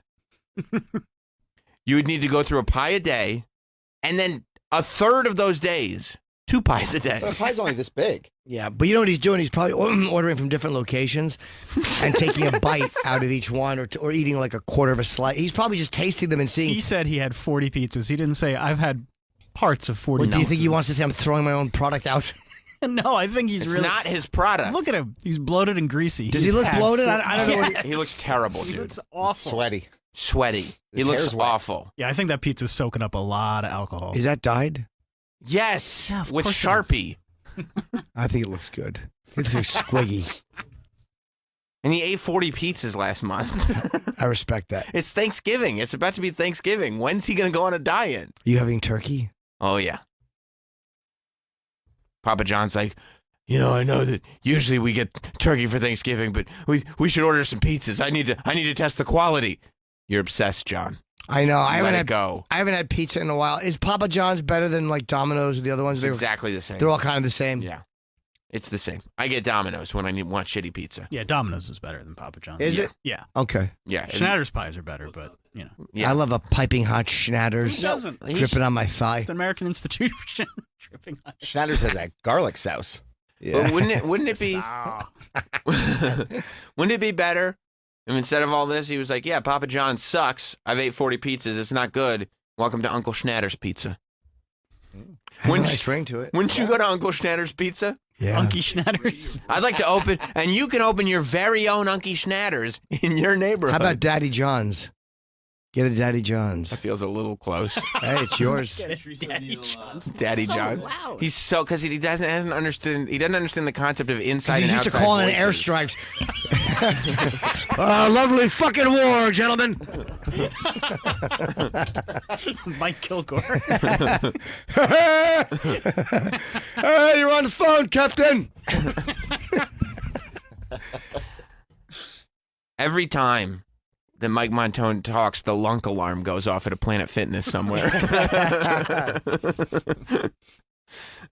All right, let's finish up. I want to see what he says. So far, he's got me. I know. I'm big Team John. You're a big Papa John I'm supporter. Team John Schnatter. I'm sorry, not Papa John. He's not Papa. You're a big John Schnatter guy. I don't even think that he's the. I'm not saying he's not a bit of an ass at times, and he He shouldn't ate have said 40 that. pizzas last month. I respect that. I respect his dedication Every to his bite. product. That's right. It's not his product. And why do you have to test 40 of them? If he had had 5 pizzas in the last month and they weren't as good, people would believe it. You need a larger sample size. 40? Yeah. One man? Yeah. You don't think that John from the former Papa John's John may have a bias? You think that maybe his 40 pizzas being eaten by somebody else might have been a proper sample size? He's also got nothing else going on. No, you get 100 million. He's used to having money, and that whole thing of being, you know what it's like probably to fly to the Super Bowl and you're VIP'd everywhere. You can talk to the players and the team and your commercials running. Like you're a part of it and it's your life and you're a celebrity when you're there. And now all of that is gone. Like, yeah, you could go to the game. You know, I'm sure he knows people, but you're not in the owner's box anymore. You're not hanging out with the team. Peyton Manning doesn't, you're not on the fucking field, whatever these guys do. I don't know for a fact, but I'm going to guess that John Schnatter may be prone to some ego problems. I don't blame him on this one. And that maybe he jumped in to being Papa John and thinking he was indestructible and maybe not listening to people when they told him, stop opening your fucking mouth. Maybe. We're trying to sell pizzas. Good one, Troy. Let me hear more. We're almost done. 30 more seconds. To mismanage this company, they're doing. My metaphor is there's no reason to be in the car when the car crashes, even if you love the car. If you were That's a good metaphor. It sure is. He's not wrong.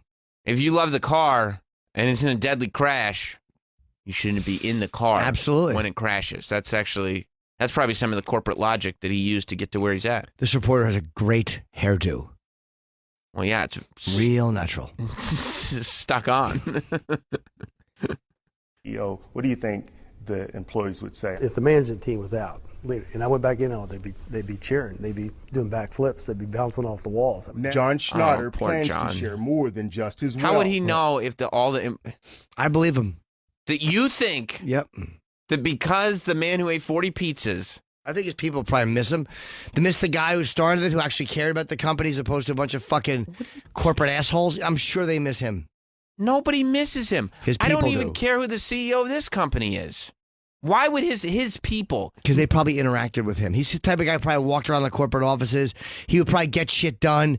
Like, hey, John, hey, what do you need? He probably was a good guy to be around. I have complete faith. You have just created this That's utopian vision of Papa John. I In have. your head, he's the ultimate. You want to go work at Papa John's for Papa John.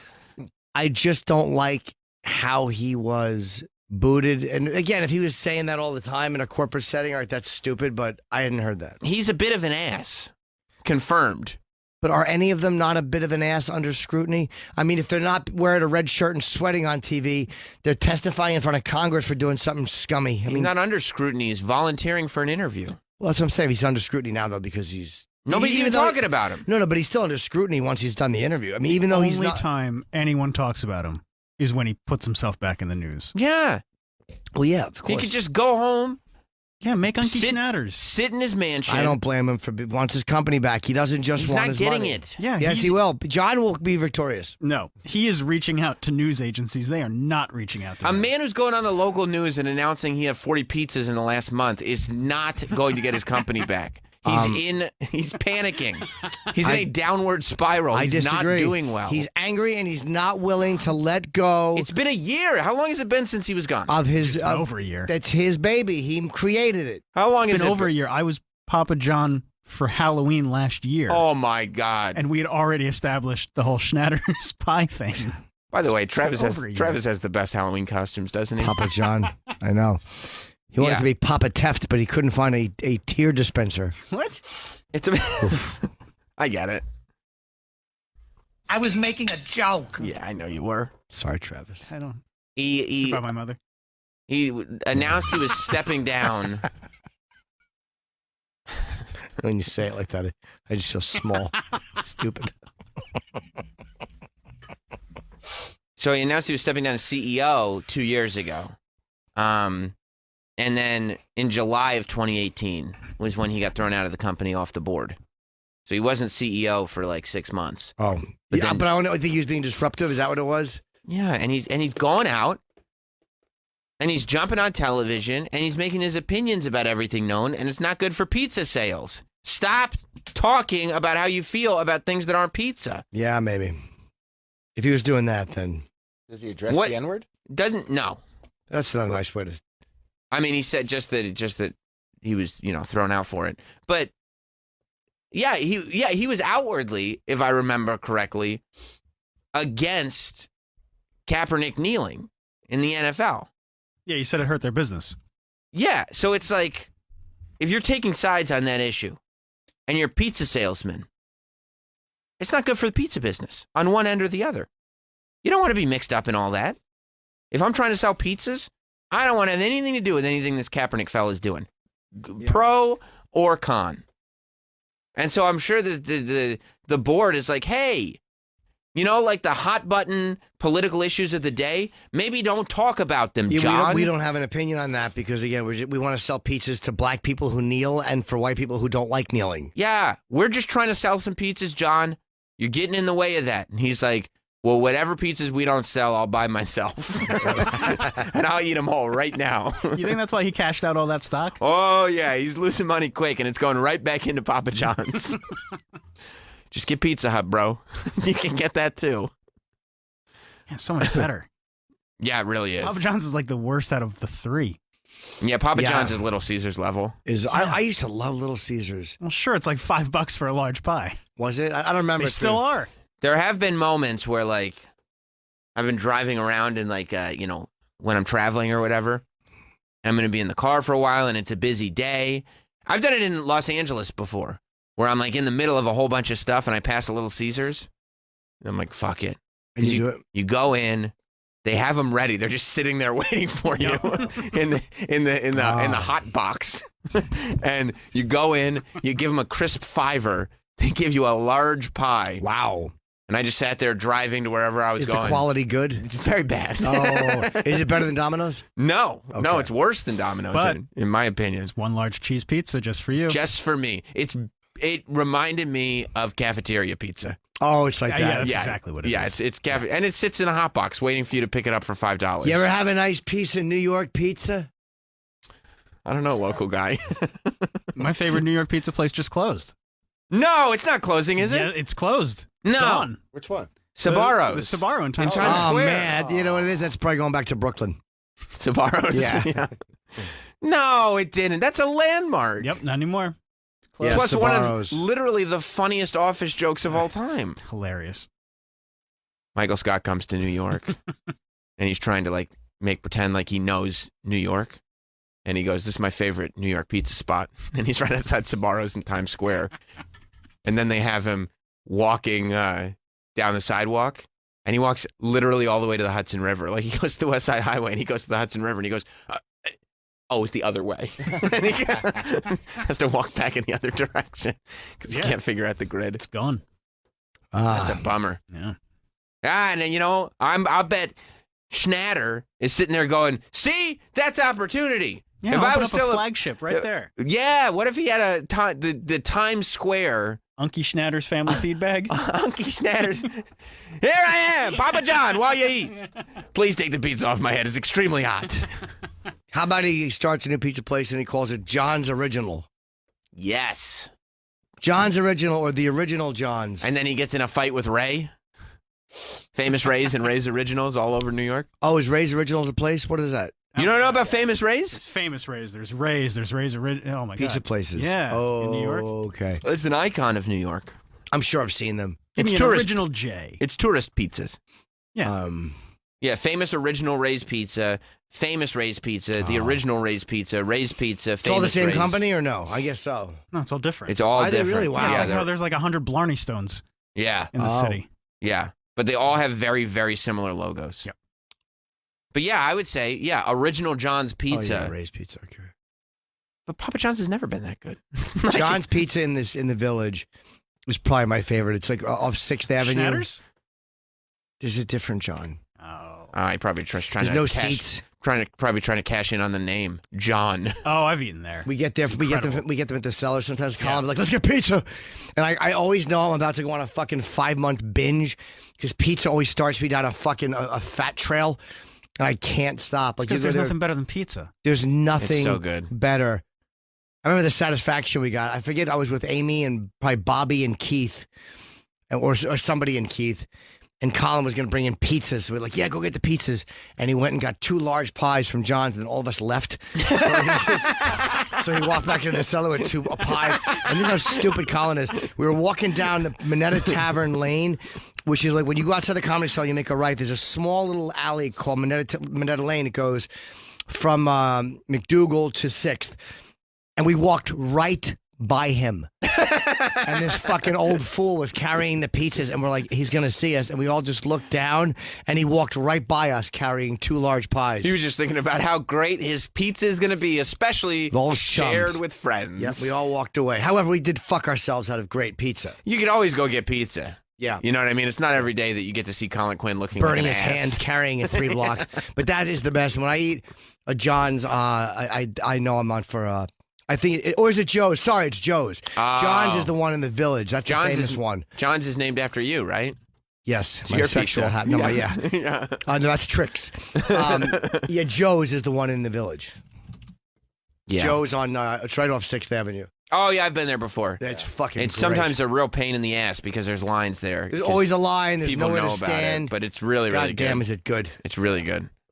I stick to Bestchester myself, but, you know, Sal's and Mamaroneck for Tallies in New Rochelle, but Yeah, whatever. they give you free pizza and you don't tip them. Oh, it's so Isn't that awful? That's it. Remember that? That's Isn't that it. terrible, Troy? Terrible. But by the way, that's all shit. So You tipped him recently? yeah, I mean, since we've had the conversation, if you recall in that conversation, I wasn't prideful about it. It was information to me. If you recall, you guys were pointing out something that maybe I didn't think of. How much tip? $700. That's how much I tipped. How much do you give him? I don't know, like $20. Okay. Yeah. I mean, it was like regular. Yeah. Troy, you think it was 20? What am I walking around with $10 bills? Do you think Sam is a skinflint? I do. I did. I passed him at 20, and I was like, I need 15 back. I'll get change sometimes if you get a tip. If I get a tip, a guy getting my car to the garage, I'll get change. Well, yeah, it's either getting change or you get nothing. Yeah. Yeah. Absolutely. Yeah. Well, Do you I've say had it like that, drivers. Travis? You piece of shit. Yeah. Now give me change or you get nothing. All I have is a 20. You'll give me change or you will get nothing. I have one guy who would drop me off at home. I'd have to run in and make a purchase to get change if I only have like a 20 or if it's a driver, it'd be more than that. If I only have like a 50 or if I happen to have 100 and that's it, which is, usually have something smaller. La-di-da. Yeah, but they say you got, 15, 20 hundreds. Maybe I had a big day at the track. I bet on a horse called Battle Gun. Mine was the only one that had training wheels. Woody Allen. No, I know who it was. It was a good impression. Let's listen to the end of Papa John. As Jim said, having a heroic interview where he's clearly going to get his company back. Righto. I would just say, stay tuned. Oh, wait, go rewind a little bit because I love his foreboding. Jim, you probably buy into this. 100%. I want him to file a giant lawsuit and win. He's not going to win unless it's a lawsuit where his like arteries are all clogged up because he ate 40 pizzas in 30 days. No, he's going to sue because he wants to get inside those books and see. He's not getting in the books. He's not Sure going he to win. is. It's over. Just knocked my mustard fork on my phone. Good. Mustard fork. What do you think the employees would say? Stripping? Who said I was stripping? Could you go back again? He fell on his buttons. I hit my fucking water bottle. The old man fell on his buttons again. I knocked my water bottle on my fucking buttons. Sorry, I fell on my buttons. He fell on his buttons. You got this, dude. No? I got it. Oh, okay, good. All right, then we'll go to the clip then. You love the car. If you were to walk back in as CEO, what do you think the employees would say? If the management team was out, and I went back in, they'd be cheering. They'd be doing backflips. They'd be bouncing off the walls. He's got a lot of David Brent in him, doesn't he? Yeah, a lot. Yeah, they'd be doing backflips. They'd be doing backflips, bouncing off the walls.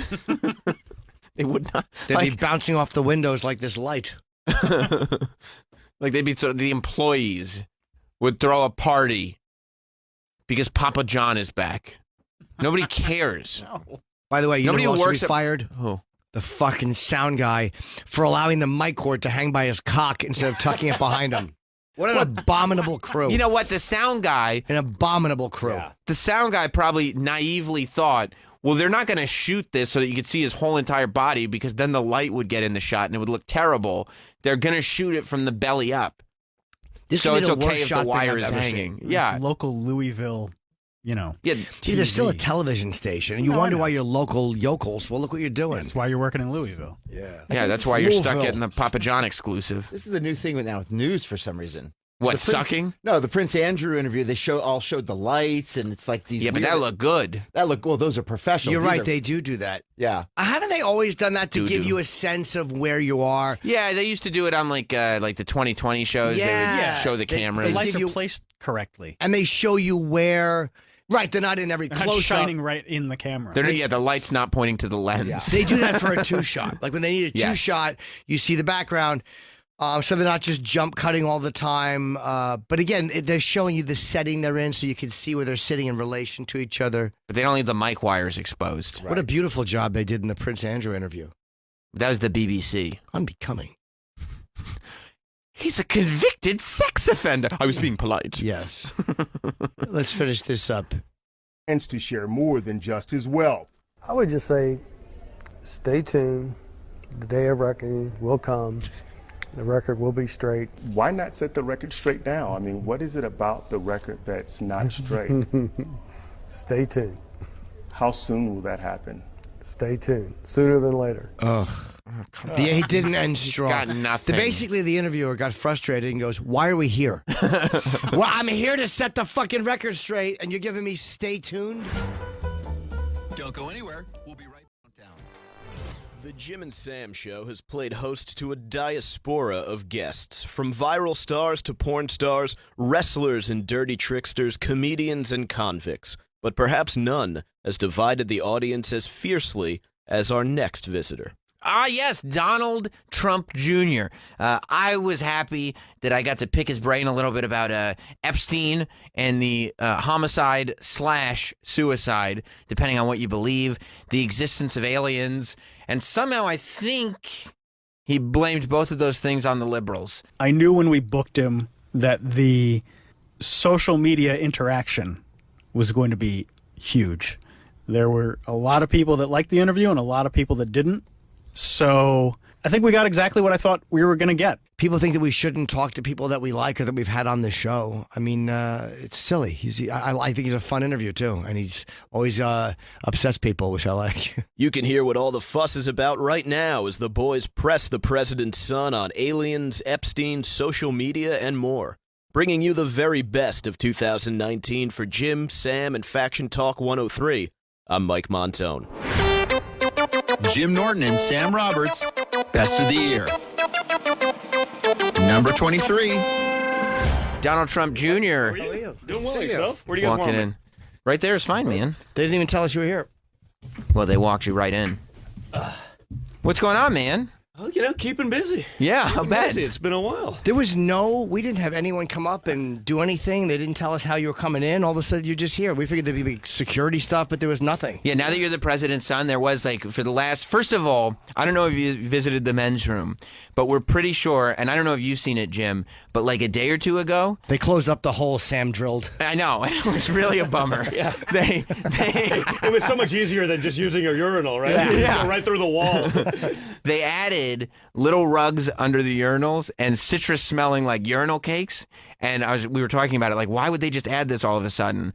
And we're pretty sure it's because they knew you were coming. I'm pretty sure that's not the case. You don't think so? I'm going to go with a hard no on that one. Because they've been talking all over. They're like, oh, we don't know. Is Secret Service going to come? Is there going to be a security detail a week in advance, a day in advance? Well, putting a rug under a urinal is less than awesome idea. They wanted I just it to say feel this fancy. As someone from the hospitality, it is pretty fancy. Yeah. There's nothing like holding that smell.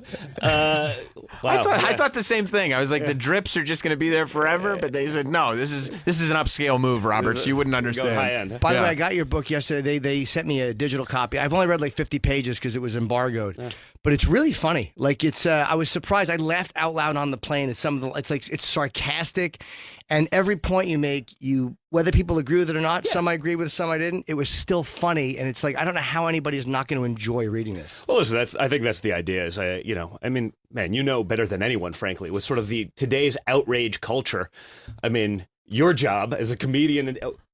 It's so limited in terms of what you can say. And I think I just point out some of these things. You know what I mean? Like, yeah, I've known you guys for a while, coming back in the O&A days and stuff like that. And, you used to be able to have some fun, and you just watch sort of the restrictions coming on what you can and can't say. I mean, I still get canceled on a daily basis for stuff that I said with you guys. Like, I don't know. Like, we were promoting a reality show. That doesn't mean that, that should be held against me in the court of, public opinion for the next 50 years when we're obviously joking around, having a good time. And it really is funny. I think your dad, Trump becoming president, kind of sent a shockwave through the cancel culture kind of way of thinking, because there was all this tape and there was all these quote unquote career ending horrible mistakes you can never come back from. And it was like, we got him here, we got him here, we got him here.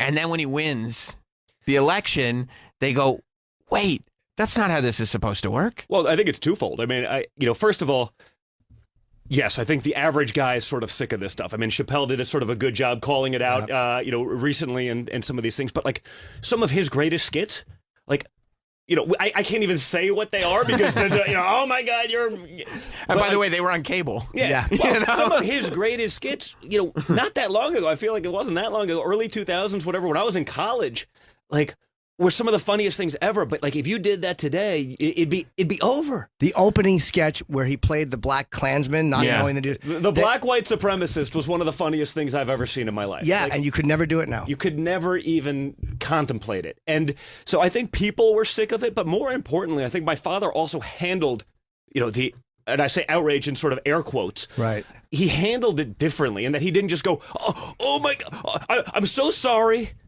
I'll never. It's like, give me a break, and moves on. And I think, the guys that do end up sort of getting canceled are the guys that just start profusely apologizing, because the reality is, and again, regardless of sort of political spectrum, it seems like the people pushing that outrage culture, it's never enough. Right. The apology is never real, even if it is. You can never repent enough to get back in their good graces, and it goes across the entire spectrum. I mean, one of the examples I do use in the book is like sort of the Martina Navratilova, the tennis player. Like, this is someone we knew growing up. Like, she had a similar story to my mother, escaping communist Czechoslovakia and stuff like that. And, she came out a few weeks ago against like the trans women in female sports. Right. Which I've been pretty vocal about. And it's one of the few things I can put on Twitter and people are like, crap. I hate Don Jr. But I'm with him on this one. I can't believe I'm agreeing with him on something. What do you say about it? I just say it's a little bit ridiculous. As the father of girls who are athletic at girls sports, as someone who's watched sort of the movement of Title IX and everything, it's like just to totally negate it, because it'd be one thing if there were trans men dominating men's sports, but it's really only working one way. By the way, guys. that was it's insanity, great and so I point. call it out, and I'm not afraid to sort of call it out. This is a woman who was one of the great female athletes of all time. She was also like literally leading the charge for the LGBT community for 40 years. I mean, she's a lesbian, very active in this thing. She was, a proponent for those things, 35 years before it was cool. And when she said that, her own side just literally tried to destroy her, to cancel her, to this. So much so, I mean, she had to start walking it back. Now, this is a woman who is a professional athlete. She gets it. She understands the differences and was like, I don't know. I don't necessarily think this is fair or right.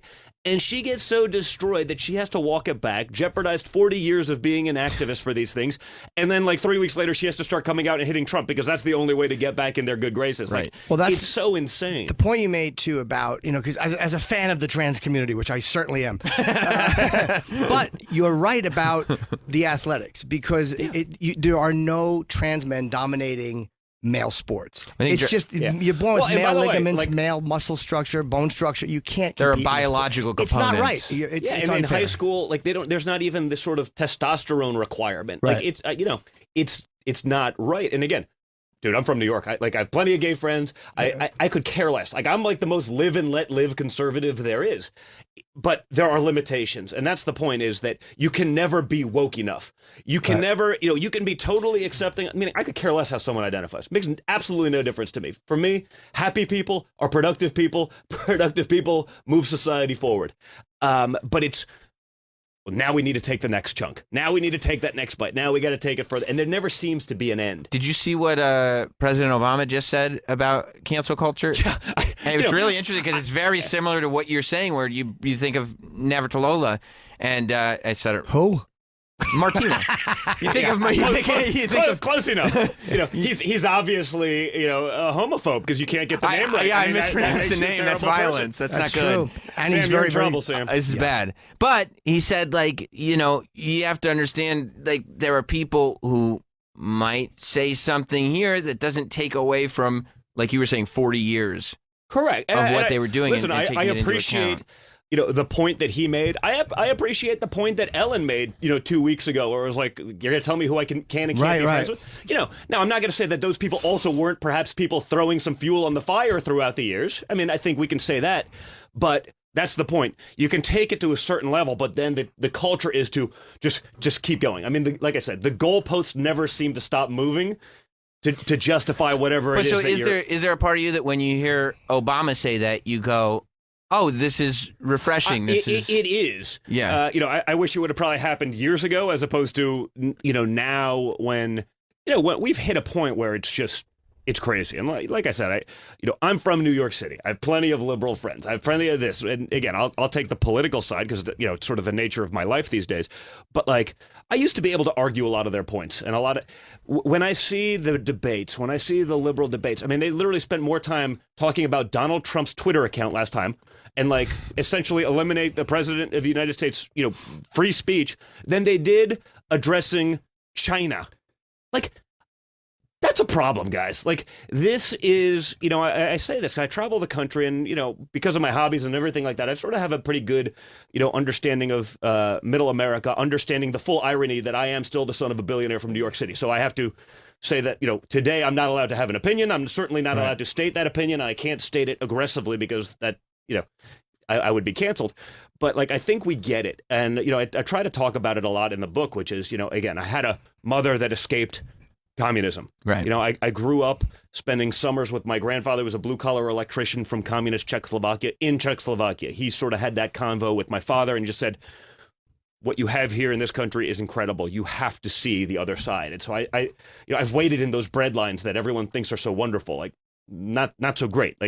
So, for me, I've become much more, active in this as I see sort of that trend toward where socialism, it's like a mainstream thing on the other side. It's no longer a fringe element. It's actually a party platform almost. And I still have my 93-year-old grandmother, who's not exactly a normal 93-year-old grandmother from the U.S. I mean, this is a woman who spent her early 20s hiding in the basement of her farmhouse for 2 years from the Nazis.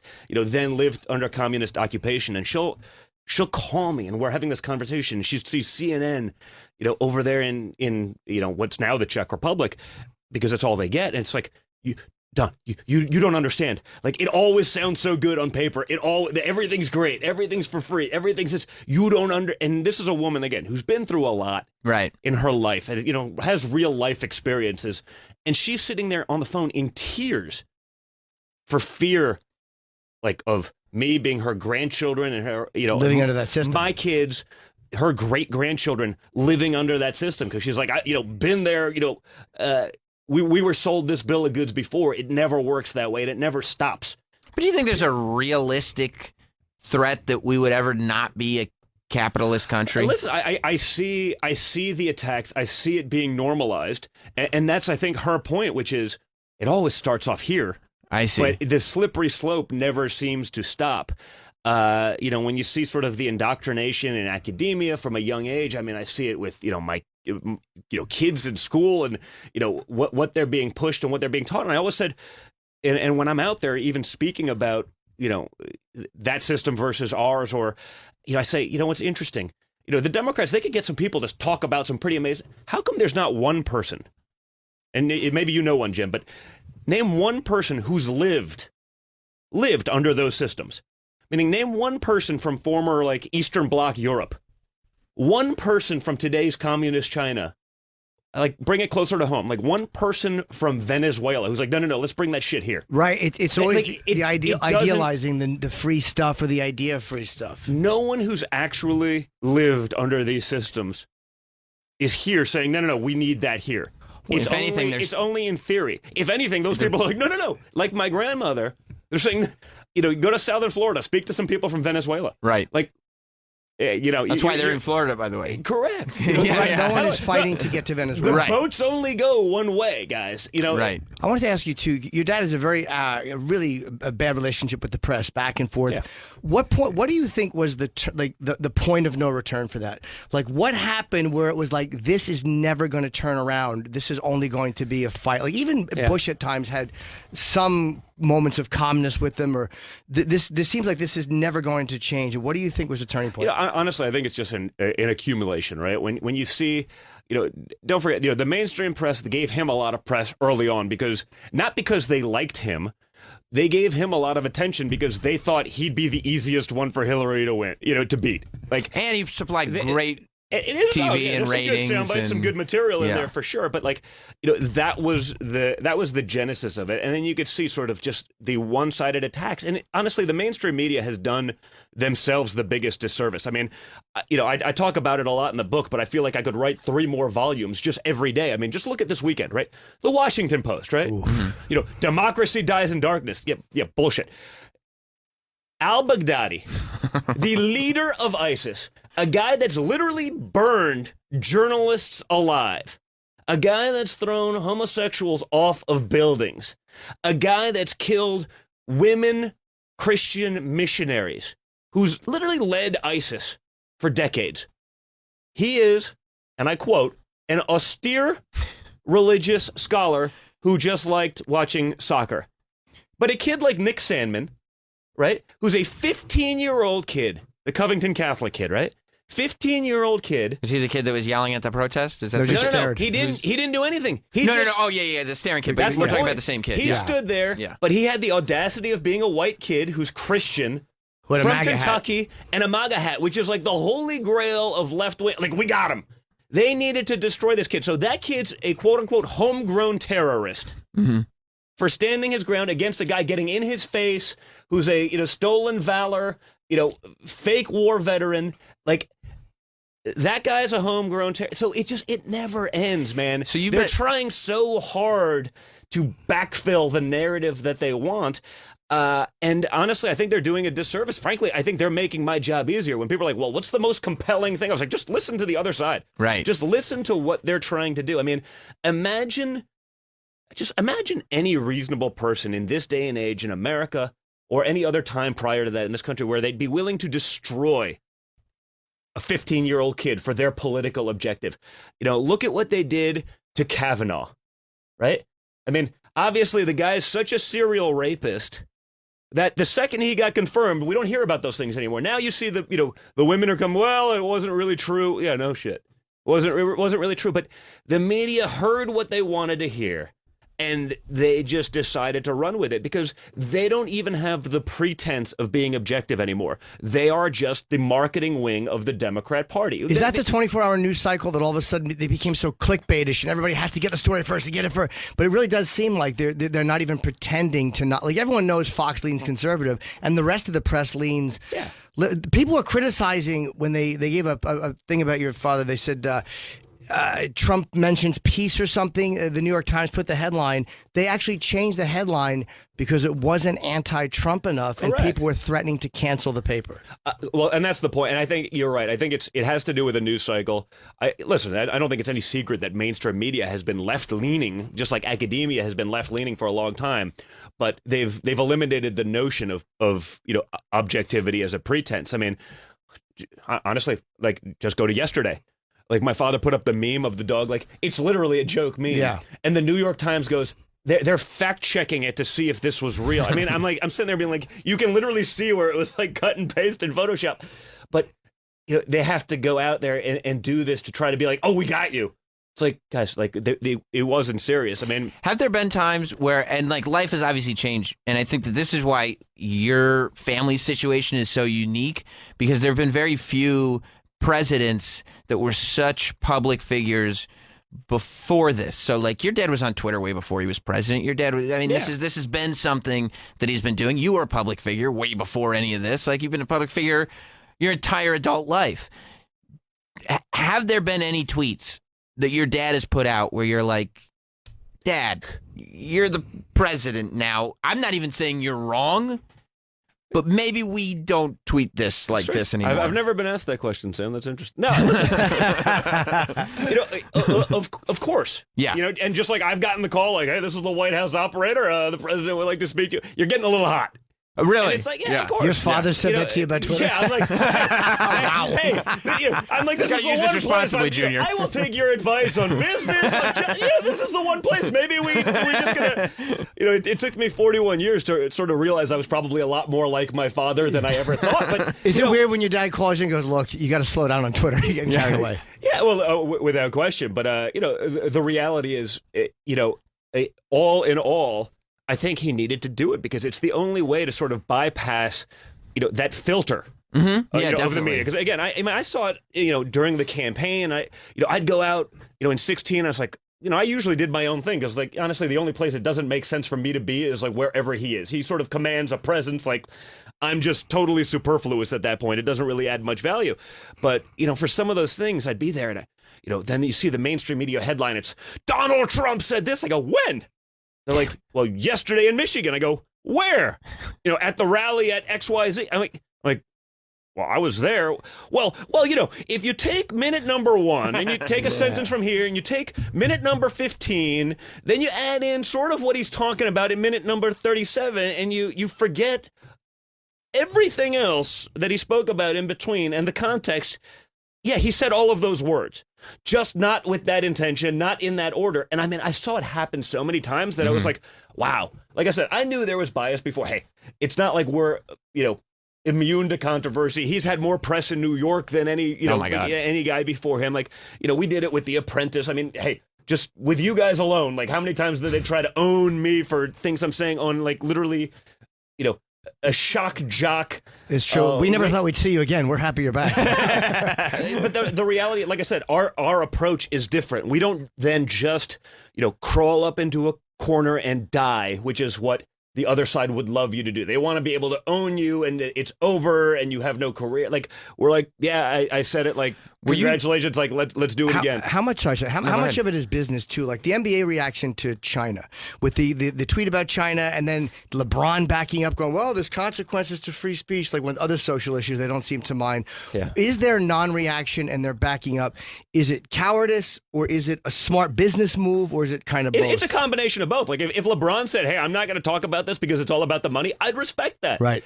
But to talk, essentially shit about America for a couple of years now, Steve Kerr, same thing. He has all of a sudden, how about China? Oh, well, I'm not educated enough on that one. Guys, it ain't quantum physics.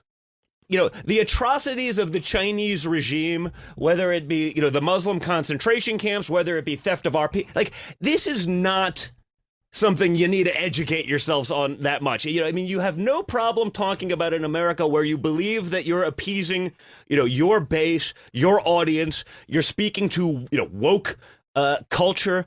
That's no problem. But the second, I'm not informed enough to talk about it. Like, don't be a freaking coward. Right. Like, at least own it. And that's the difference between Trump and all of these guys. They hit it. He owns it. He says, hey, that's what I said, 100%. Didn't he say something about Saudi Arabia, which I actually liked, even though I hated the sentiment, but it was the most honest thing a politician ever said about Saudi Arabia. After the Khashoggi, he said, look, they're buying $100 billion worth of stuff. Like, there was an honesty in that other politicians will not use. Like, correct. By the way, it's the same reason the other politicians are doing what they're doing. They just have to be able to go out there and pretend there's another pretense. I mean, the reality is, he is a business guy. He's running this country and trying to run this country like a business, which it should be, instead of what we've seen in the past, which is a bunch of guys who are nothing but politicians, who have no actual experience, who've never signed the front of a paycheck, who've never had people's livelihoods, their family's well-being dependent on their success every day, like my father has by being a businessman. And that's why you get the results. And by the way, you're getting those results despite unprecedented incoming. Right? I mean, I think we can say objectively that no president prior to Trump has anything like this in terms of sort of incoming hatred, whether you like him or not. Give me a break. Right. And so he's doing those things. And, all-time low unemployment for African Americans. That didn't just magically happen. That's because of policies. That's because of eliminating regulations. That's because of the things that he did that allowed business to thrive, which allowed people to get hired. All-time low female unemployment. All-time high, African American startup businesses. All-time high female startup businesses. Like, there's not a single economic metric where we are not better off today than we were 3 years ago. And you don't hear about that. You don't hear about it because you're getting it. And that's the problem. And that's why he's so vocal on Twitter. And that's why I'm so vocal. Because, again, when you look at it through the filter of the media, you take those stats and you literally will talk about something that is totally irrelevant. 95% negative coverage. I have to ask 95% negative coverage. Like, that's hard to overcome. For me, I live this stuff all day long. The average guy it's crazy, seeing, by the way. The average guy seeing 5 minutes of, we fight. That's the difference. Yeah. The average guy seeing 5 minutes of news a day, even if his wages are going up, which is also happening for the first time in modern history. Maybe there's something wrong there. I mean, and that's the point. I mean, they're literally trying to bias and control an election. I mean, I've spoken more about this, frankly, as it relates to social media. And this is the other thing I really cover in the book because, I was the guy, yelling about this 3 years ago, the social media censorship and what they've tried to do to me, try to do to my father. And, you can see it's literally a dry run setup to try to minimize the actual message from getting to people who want to hear it. When I was the most recent one was like 2 weeks ago. I literally type in my Instagram handle. Now I have 2 million followers on Instagram, and I share the name of the president of the United States with like 15, and I'm typing in my name. Mm-hmm. And we show up on like page 5 of the scroll behind like Don Trump 327Q6 you got the shadow ban _7 with 2 followers and 1 post. Like, come on, guys. This is bullshit. A lot of comics have been talking about it too. That they've been shadow banned. Yeah. I think it's a real thing. I have to ask you something. Mm-hmm. We were talking about it on the show recently. You've been very close. You've been in the White House, but you're very close to the White House as the son of the president. Do you think there's a possibility that the United States government is covering up the existence of extraterrestrial life? It's so funny. I need to know. Literally, it's the question I wanted to ask my father for a very long time. Do you think there's aliens being covered up? Well, it's one of those things. I've wanted to ask it. I'm almost too embarrassed to ask it because I'd be like, seriously, like if you get one question, like it's probably the question, but I'm sort of embarrassed admitting that. So I don't know. Maybe you do it like casually. You go, I was on this radio show and this Sam asked, like, do I think aliens exist? I mean, what? Yeah, that was a stupid question. What do you think? But do you think so or no? Listen, I would find it as a believer in sort of math and statistics, even though those two are now racist today. Well, you've seen those, right? I mean, that is what some are trying to convince us of. I would find it hard to believe that in a universe the size of ours and whatever's beyond that there's not something there. I don't know that there's some sort of massive cover-up. I don't know that I necessarily believe that, but I would find it hard to believe that there's not some sort of other life out there. I feel like if there was a cover-up, you would have at least heard a whisper of it by now, no? Probably not, but Well, your father seems like the type of guy, though. He seems like the type that would ask. he knew. He'd be like, "Listen, we're putting it out on Twitter. Like, enough. We got to get this out there." How about the JFK stuff? He wanted a lot of those documents unsealed. Like, he did certain things. That Well, that's the people- reality. I mean, he wants this stuff out in the public. Did they unseal Good or him or bad or no? different. I think he did, and he's on. But again, no different than the other stuff. What they're trying to kill him for. He's like, okay, here's the transcript. Like, we're not the ones conducting things. Hey, when they spent 2 years trying to throw me in jail for taking an unsolicited, here's the emails. Like, what? I literally put them out on Twitter myself. He did the same thing with the transcript on the Ukraine call. Like, here you go. It's literally the other side that's conducting these things with one prosecutor, one judge, one jury in the basement of Congress for 41 days. And, I hear about democracy dying in darkness, but I don't hear anyone in the Washington Post complaining about the way that's going because they're getting the end result and the narrative that they want again. So, I think his general nature is frankly to be pretty open and out there and let the people decide. But that's not necessarily the way that government has, Run functioned things, or yeah. performed. When they come after you legally, even if you know you're not guilty, even if you're going to put your emails out, when they are threatening to come after you legally, is there a part of you that's terrified going like, there are plenty of cases where people have been innocent, where people, like the world knows they're innocent and they get locked up? Yeah, it's a great question. This is another one. I don't know if you got to this one in the book, but I talk about it a lot because, really, I was probably the number 2 target of the Mueller investigation, right? I mean, they were like, oh, we're going to get him now. And I mean, even my own lawyer's like, you can't be that vocal on Twitter. You can't attack these people. They're going to be subpoenaing you. I'm like, you think for 1 second, like, if I went out there and was like the nicest guy in the world to Adam Schiff, like, you think for 1 second he's going to be any nicer to me? Like, even at after 3 years. Or in your book, #full of Schiff every time his last name comes up. And millions of dollars in legal fees. I'm literally like, they've actually come to me like, you know what, you were right. Like, you get no points for being the nice guy. So I think it's interesting because I think it's sort of the thing that Trump has taught other conservatives, which is like, it's okay to fight back. Like, you don't just have to take the loss because the other side wants you to, even when you're right. And so for this process, it was, it's sort of strange, but I guess I got a little bit of that Trump gene, which is like, hey, I'm just in the fight. Like, whatever, we're not going to. So I never thought about it in those terms, even though, I mean, you can look at very real results. Again, I was a target. You have every mainstream. He committed, I'm like, I committed treason for taking a phone call? Like, it wasn't treason for Hillary to pay foreign operatives to go into these countries and collect dirt to assemble the fake dossier that we all know is now disproven. You had 19, Robert Mueller, who was above reproach because, he was the head of the FBI and a decorated veteran. Like, I think even my liberal friends were like, they saw him testify in about 30 seconds. They're like, oh my God, this guy's just a figurehead. Like, I talk about this in the book because you could see, second question, like, Mr. Mueller, have you even read the Mueller report that you spent 2 years on and $40 million? Like, he didn't know who Fusion GPS was. And you realize, like, okay, they put him in there because he had a good track record. He was sort of above reproach because of that record, but like, he had no idea what was going on. Yeah. He was totally used. I mean, imagine assembling a bipartisan legal team that had 19 Hillary Clinton donors on it and not a single conservative. Like, the whole thing was a sham, and you knew it was going to be from day one. But that was the nature of it. And like I said, I probably should have been more concerned about it than I was. But honestly, I didn't lose any sleep about it because I knew I was right and I knew I was going to fight and I wasn't just going to curl up in a ball and die. And again, I think that's probably, genetically, we probably have a slightly underdeveloped sense of self-preservation. Yeah. But, that was, my response. And like I said, if you looked at me and my dad, in business before, everyone's like, Don's sort of the one that's not at all. And I probably wasn't, whether it my hobbies or what I did. And, it was, backed into a corner. Like, that's when I was like, oh, those sort of genes kick in, and that's the way we handled it. And I think it worked out great. What do you think? Like, 'cause I think when Obama said he wanted transparency, I think he meant it when he said it. And I think all of a sudden the system he gets in and he just couldn't achieve it. What do you think? All right, once your father gets the job, he's the president now, he has the gig. What do you think is the most surprising thing for him that he's had to encounter? That he thought would be doable and isn't doable?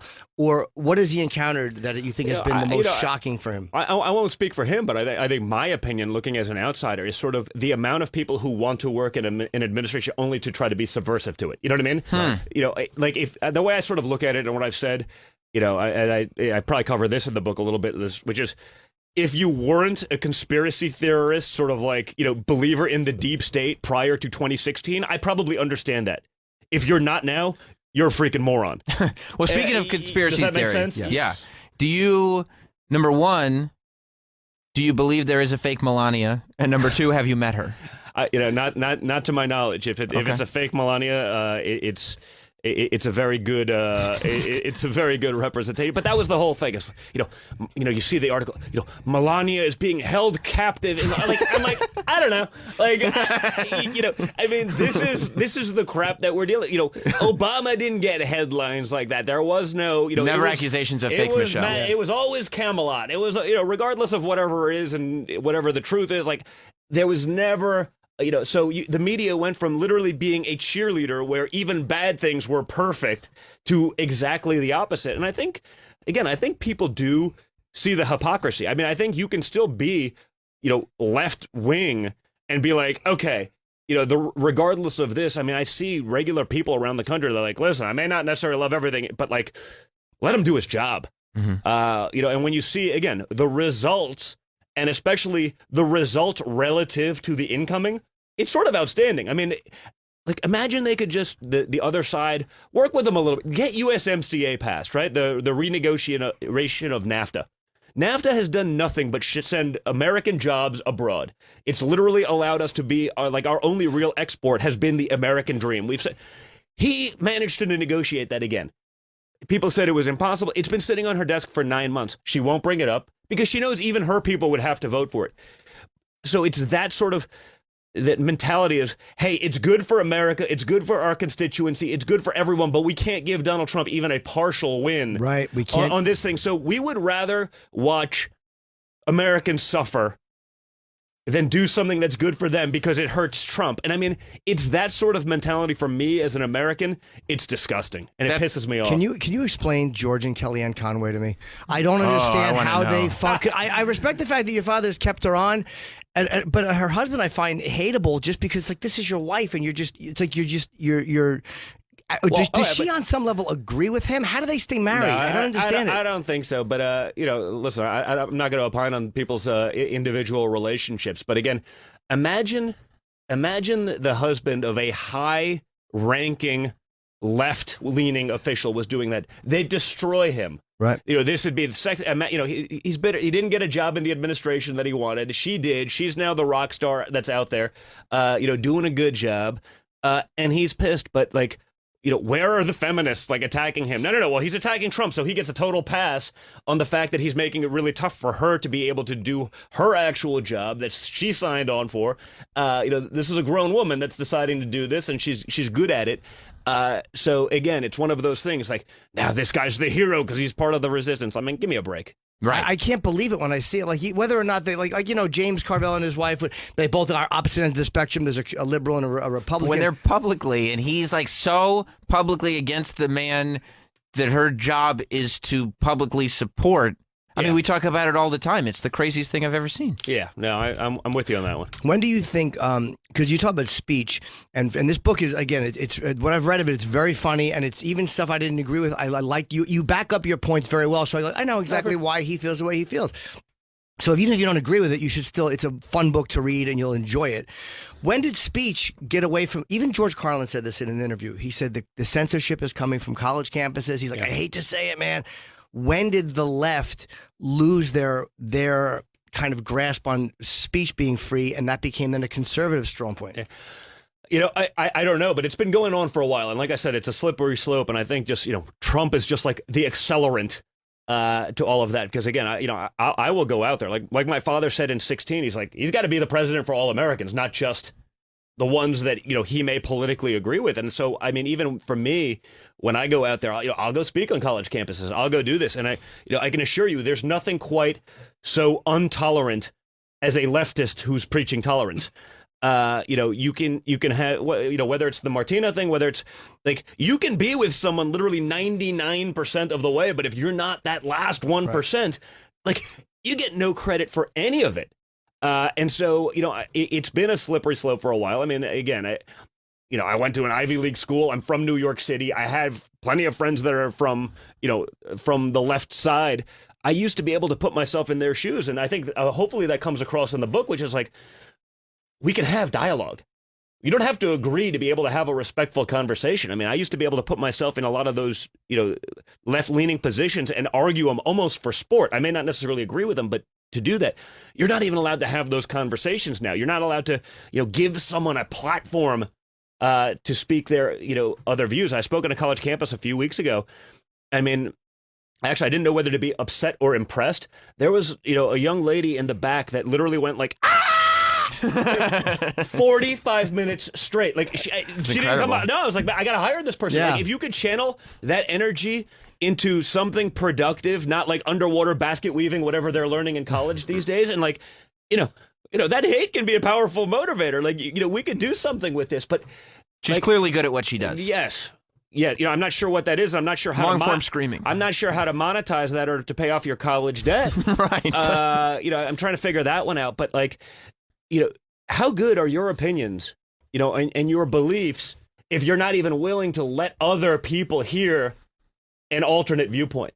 Oh, make up your own mind. I'm not there to say this is the only way to believe. Who knows? Maybe I'm wrong on some of these things. And the reality is, both sides are probably wrong on some things for an ideal, an ideal place. I mean, I think people are generally pretty happy, in the middle. And while I've been painted alt-right and all that kind of stuff, I'm pretty, on a lot of social issues, I'm pretty sort of easygoing. I could care less, Well, and that's the problem I have with it is they won't credit them for anything. Like the al-Baghdadi killing them, that's a huge thing that the leader of ISIS was killed, and they can't, even though if it was botched and those soldiers had died, they'd be calling him an incompetent, like the way they did Jimmy Carter. Yeah. So the fact is, it was killed on his watch, so he should get the credit for it. Well, and then they got the number 2 guy. guy the next day. They don't talk about that. And honestly, more importantly, I think the great juxtaposition, because I remember, at least people on the conservative side, remember when Obama, when he got bin Laden, it was I mean, my father goes in there, I'd like to credit the Joint Chiefs of Staff, the CIA, for all of their work. Obviously, the soldiers on the ground, from Delta and the Rangers, and, he credited the dog. He credited the dog, the canine unit, in the speech to the public. And then magically the soundbite becomes, it was all about Trump. I go, did you actually watch it? Like, it'd be one thing if, no one saw it and you're able to sell that thing. But like literally this was a national address that he did. He then gave a 45-minute, hour-long press conference, answered all of these questions, gave all the credit really to the guys on the ground getting these things done. And like the press will still, it was, typical Trump. It was all about him. I was like, are you watching the same thing that I'm watching, or is it just a convenient soundbite? Well, they did the same thing too with Kim Jong-un. Whereas if Obama had met with Kim Jong-un, they'd be saying, what a great diplomat. He's kind of broken this barrier a little bit. But because it's Trump, they're like, it's a photo op. Yeah. And it's like, for whatever reason, he still pulled something off that nobody has been able to pull off for 50 years. This or is the 70 big years. part of my book, because, we can talk about economic wins. That makes sense for the business guy from New York to be able to have those. But like, that's a foreign policy win. Jim, if I have another morning where I have to watch, some guy, Trump's doing it all wrong in North Korea, and I know because I've been leading the U.S. delegation. I go, wait a minute. You've been leading the U.S. delegation for how long? Well, for about 40 years. I go, you've been leading, this is your life's work. You were a career diplomat who's been leading the U.S. delegation as it relates to North Korea. You've never even met the other guy. Why should we just believe that what's actually going on when for 40 years you've achieved literally nothing? I don't mean to knock that. He's a career public servant. That's great. But like, it's Einstein's definition of insanity. Do the same thing over and over and over and expect a different result. Like, the reality is we made no progress. Now we actually have a line. My father's not naive. He doesn't believe that this guy's a wonderful human being. He doesn't. But, isn't it better to have a direct line? If the crap hits the fan one day, isn't it better to be able to pick up the phone rather than having to go through 15 layers of, and so whether we like it or not, it's actual real progress. And to not even talk about that, Obama's a hero because remember, the picture of him like looking at binoculars at the DMZ from 10 miles away. Like, hey, my father had the guts to go there and meet him face to face. Before we wrap, because we got to get you on to your other interviews and everything. You're a very busy guy. Here's what I need to know. Yeah. Aliens, right? Do you really we're going back to this, aren't we? No, I got you on the aliens. I'm good. We're done. One Melania. We got that. Yeah, that. Do you really think Epstein killed himself? It's funny because this is one of those things, if whatever I say, it's a lose, right? But man, there's a lot of coincidence there. Yes. You know, when I've seen, you know, I'm not going to say yes or no, but, you know, a guy who's there, he's magically then, you know, within hours of being, you know, off of suicide watch, the 2 cameras that are on him happen to go out. The 2 guards just happen to... Man, it seems like a lot of coincidence. You know, they try to make Epstein, you know, they tried to make it about Trump. They don't talk about like the 45 times, you know, Clinton's at the island with him, with, you know, they say, well, he met Trump at a cocktail party one time. Look, we got you. I'm like... Didn't your dad boot him out of the? Yeah, out of the he was place? literally thrown out of Mar-a-Lago because of, you know, some of the rumors and all of this stuff. So, you know, and that's the problem. The news cycle, whether it's that, whether it's, you know, Ukraine. Like, I've been talking, like, go look at my stump speeches. Like, I've been talking about Ukraine and the corruption there and all that nonsense for like a year. You know when it got mainstream media pickup? When they could make it about Trump. You know, Epstein. It's been a problem for a long time. This has been like a de facto thing. Whether, you know, Matt Lauer at NBC, all these things are, you know, they've been in the rumor. When you can somehow try to make it about Trump, or when they're no longer in power to be able to do your bidding, you know, that's when it becomes news. And so, you know, they don't talk about those things. They only become news when you can somehow use it as a way to own Trump. And we got him. And so, you know, it's a problem. And I think we, you know, hopefully we get past that. Hopefully, you know, and again, I think it's sort of backfiring to regular people in America who are like, okay, guys, like, you know, you had me the first time with the hoax. This is now hoax version number 12. Like, maybe you're just full of shit. Do you think it turns around at all? Is there anything your father can do, do you think, that will get a portion of the press to at least kind of give him some credit for something? Is there anything he can do? No, he'll never get credit. But I mean, I think the way to handle it is, you know, the only cure for Trump derangement syndrome is 4 more years. And I mean that, you know, sort of funnily, but I also mean it somewhat seriously in the sense that, you know, the mainstream media didn't get what happened in 2016. You know, they're still trying to figure, you know, the 3 people I talked to in my room at the New York Times, like, not one of them would vote for Trump. How did this happen?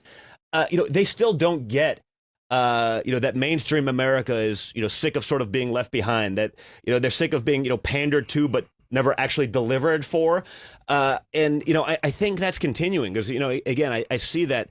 And again, I have to caveat anything I say to this point with, yes, I am the son of a billionaire from New York City. I get that. But between hunting, fishing, competitive shooting, like, I spend a lot of time in the Midwest and in Rust Belt. I went to, you know, boarding school in Pennsylvania from 12 to like 18, like, you know, and so while that was like, you know, rich kid boarding school, whatever it is, like, you know, the first girl I ever dated was from a Rust Belt town. And like, I know these families, I spent time with them. My formative years were there. So I think we have an unusually good understanding of real America, given that on paper we probably shouldn't.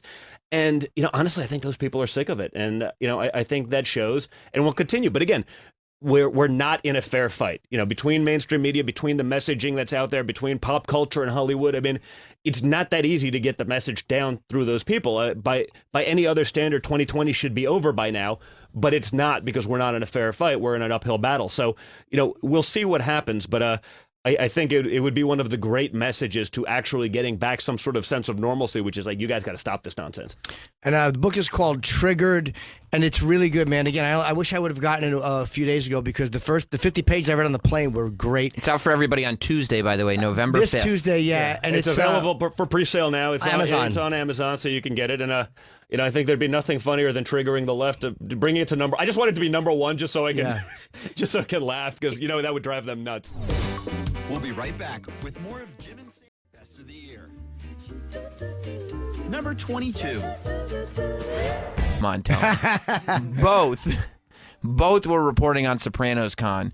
What did you before? Because you know we always talk about how Mike Montone, who works for us, he's our man on the street guy. We always talk about how he's, you know, part of this New York radio legacy and how famous his dad is and everything. But obviously, people outside of New York, aside from hearing him in random movies or whatever, would have no idea. Right. So I always love when his dad is there, you know, covering the same thing.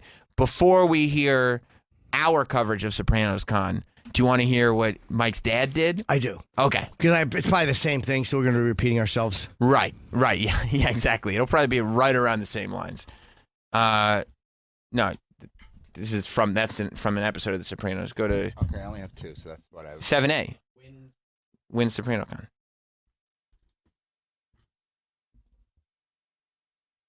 Never mind that the show's finale aired 12 years ago. The Sopranos fan base is alive and well, with the first Sopranos Con being held at the Meadowlands tomorrow and Sunday. Our John Montone found his way there from the Pine Barrens, John. Well, at least from the swamps of Jersey. And Bridget, the cast of characters is long and illustrious, according to Michael Motta, who helped put it all together. Tony Sirico, you know him as Paulie Walnuts. Dominic Chanez, who's Uncle Junior. Big Pussy, Vinny Pastore.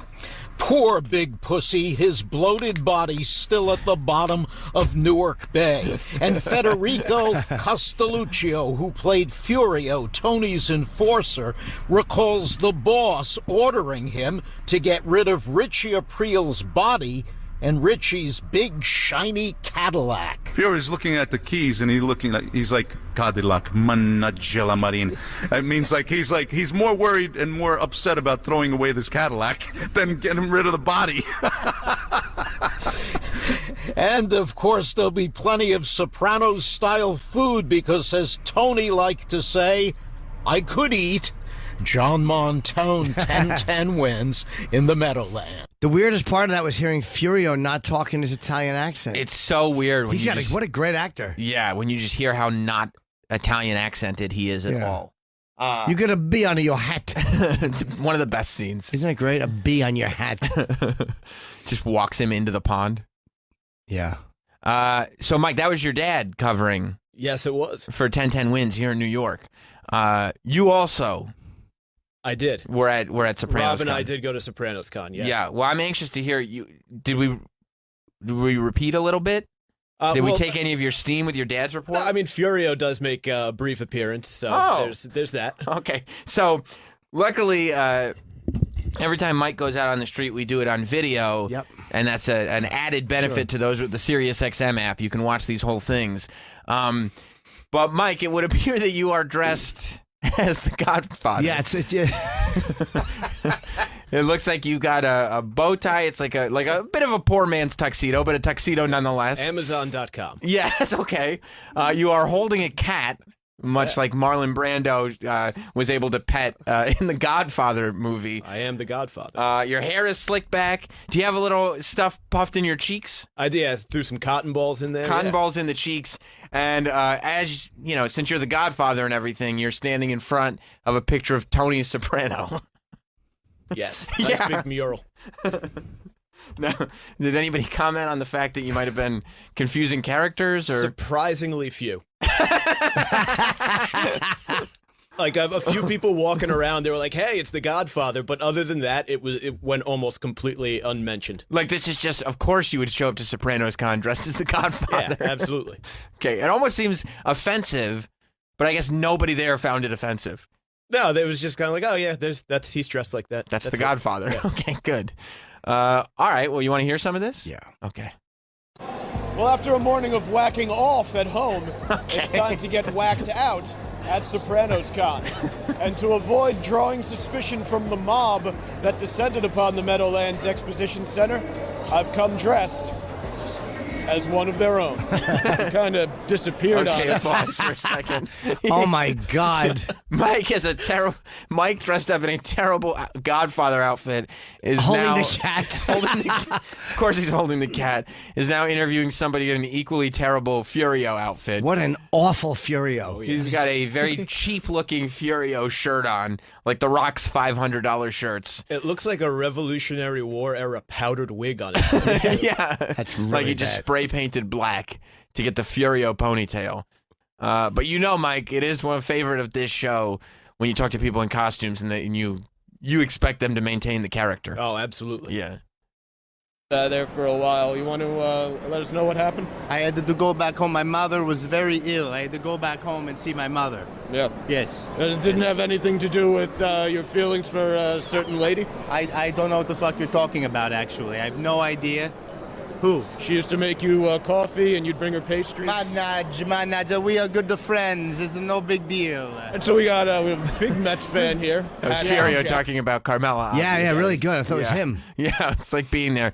And for those of you wondering why Mike Montone's voice is not quite as clear as it usually is, it's because he's got cotton balls in his mouth.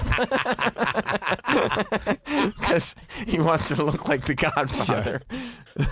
Okay, now you're interviewing a guy in a Mets coat and a Mets hat that looks like the apple that pops out. Yeah, he was confused as to what day it was. I see.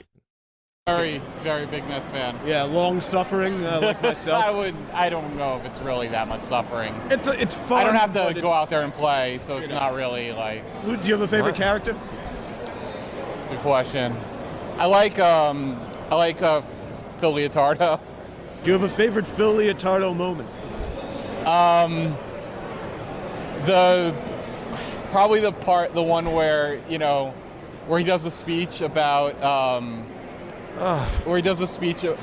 how this guy is a dud. I mean, wow. Oh, it gets worse. No, he gets considerably worse. All right. How did he not get? Oh, long-suffering fan. It's like a jovial thing you say to a guy at a bar, and he's like, well, I don't actually play for the Mets, so... Oh, okay. Thanks, man. Thanks for clearing that up. You know what I love? Mike didn't take the tag off his cat. I noticed that, too. Are we thinking about a return ski on that item? No, I'm going to keep it. Didn't even realize I was there. Oh, okay. Yeah, it's also... You unfortunately have the cat facing... tag side to the camera. That fourth wall just crumbles. Yeah, it really does. Rewind just slightly, unless you already catch have. more. Right? Yeah, because I'd like to see him stumbling and mumbling to try to get to his Phil Leotardo moment. Do you, Jim, have a favorite Phil Leotardo moment? When he explains either when he fucking confronts Christopher's mother, or when he's complaining about the fucking seat being out of whack, or when he's talking about the name, how much he hates the name. That was quick the way you answered that. Yeah. Probably the one where where he does a speech about how it used to be like Leonardo, but it's not Leonardo. It's the whole thing where he does the speech about how the name got changed. Do you know the line? Can you do it for us? Oh my God, Mike! Mike, you piece of shit! I'm trying to get some camera time for a fellow Mets fan here. I'm helping him out. That's fair. Why do you suppose people stop to answer questions? Because everyone wants to be famous on some level or get their name on TV, and you don't know what it's for, and yeah. Or they also think it'll be easy. And then what do they find out when they get there? That it's very, very difficult? Yeah. I guess Yeah. so. Okay. All right. Shot. He's your favorite character. Do it for Phil. I can't do it. Do it for I'm sorry. Phil. I can't do it. Do it for Phil. I Come on, can't. man. I can't. I completely forget it. I believe in you. I can't do this stuff on demand. I'm can. sorry. You got it. You got it. I can't. You got I can't. it. Deliver with confidence. No, You got it. Can't do it. I'm sorry. I'll start singing the music. Woke up. No. I can't even sing. I don't even know the lyrics to evidently Chicken Town. Come on. The song that plays. I can't Phil do it. Leotardo. I can't do it. Phil Leotardo. You got it. I can't do it. I'm sorry. Come on. Mike, I'm not going to do it. I'm sorry. All right. I'm not going to do it. You're like, come on. You could do. I thought with some cajoling he might be able to. Sure. And why would you singing the theme song to the show help him remember pump the him up. speech? Yeah, just put him in the mood, get him, Sopranos cop. I got it. Oh, okay. No, that actually makes sense when you say it like that. Yeah. I'm excited now. Coaching him a little bit. Yeah. Don't have to do it. Any other favorite moments? Favorite quick lines? There are a lot of quick one-liners in the show. Any of those that you like? Can't really think of anything off the top of my head. I do like any time Tony talks about animals. Like ducks, it was an Oro, it was a beautiful creature. Like that. What? It was a beautiful creature. You like The Sopranos so much that you go to a fan convention and somebody goes, "What's your favorite line of The Sopranos that any character says?" And it's when Tony says, "It's a beautiful creature," lamenting the death of Pai Oh My. Creature like that. Hey, and who am I talking to today? Okay, now we got a couple of lovely ladies. One is a bit of a a bit of a bob hair. Is there something coming that I'm not? No, he's just Carmela. Yeah. She's dressed as Carmela? She said, I'm Carmela. Allegedly. Yeah. She looks like Bobby Baklava. Okay, yeah. She's got a short blonde bob cut. Yeah, And- Carmela in the later episodes, season 4. Yeah. I don't know if that was the haircut. Was it just like that? And was that the style Carmela would? Wait a minute. She's cosplaying as Carmela Soprano? Yeah. This woman Yep. is announcing herself as the character portrayed by Edie Falco. apparently Georgie the Janice was bartender. taken. Oh, Janice. Yeah, of course. She's going, hi, I'm Carmela Soprano. By the way, what is this area? Sopranos Con, the Sopranos fan convention. What is this area that we're doing this interview in? I see some artwork behind you. So they had a whole wall of artwork. They had all different little displays set up, and then the white sheets behind that are actually the Pine Barrens forest, where the Russian guy escaped. Now, did you get lost in the Pine Barrens maze? I did go through the maze. And how was it? It'll stump Scary. you. It was a tough one. Yeah. Was there people there? Yeah. Yeah, it was packed. Good. Wow. Yeah. Yeah, let's. I guess you want to hear from Sure, Carmela. Tony's wife, Carmela. It's an iconic character. Yeah, like that. How you doing? And who am I talking to today? I'm Carmela. You're Carmela, and you are? Adriana. What do we got Wait. here?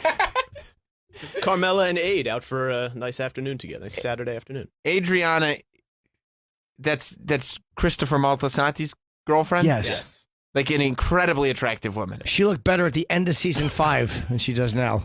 If I'm not mistaken, she's brutally murdered at the end of that season. Indeed she was. You fucking cunt. And he shoots her. That look on her face when the car stops and she realizes what this is. Yeah. Such a great scene. What's the actress's name? Drea Di Matteo. And the way they hide it from you as the viewer until you're like a side turn. Yeah. He's a tough kid, Chrissy. You know what? We might do Sopranos rewatch over Thanksgiving weekend. That's Drea Di Matteo. Sure. Obviously. Okay. All right. Sure.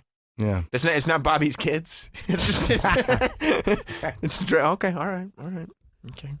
It's ZD, a little penny. It's the ZD. Can we get a look at it? Is there any... It's all gone. Tony, Wait a minute. It's an Mike, empty ziti thing. it's a bowl, and she's saying it's the ziti.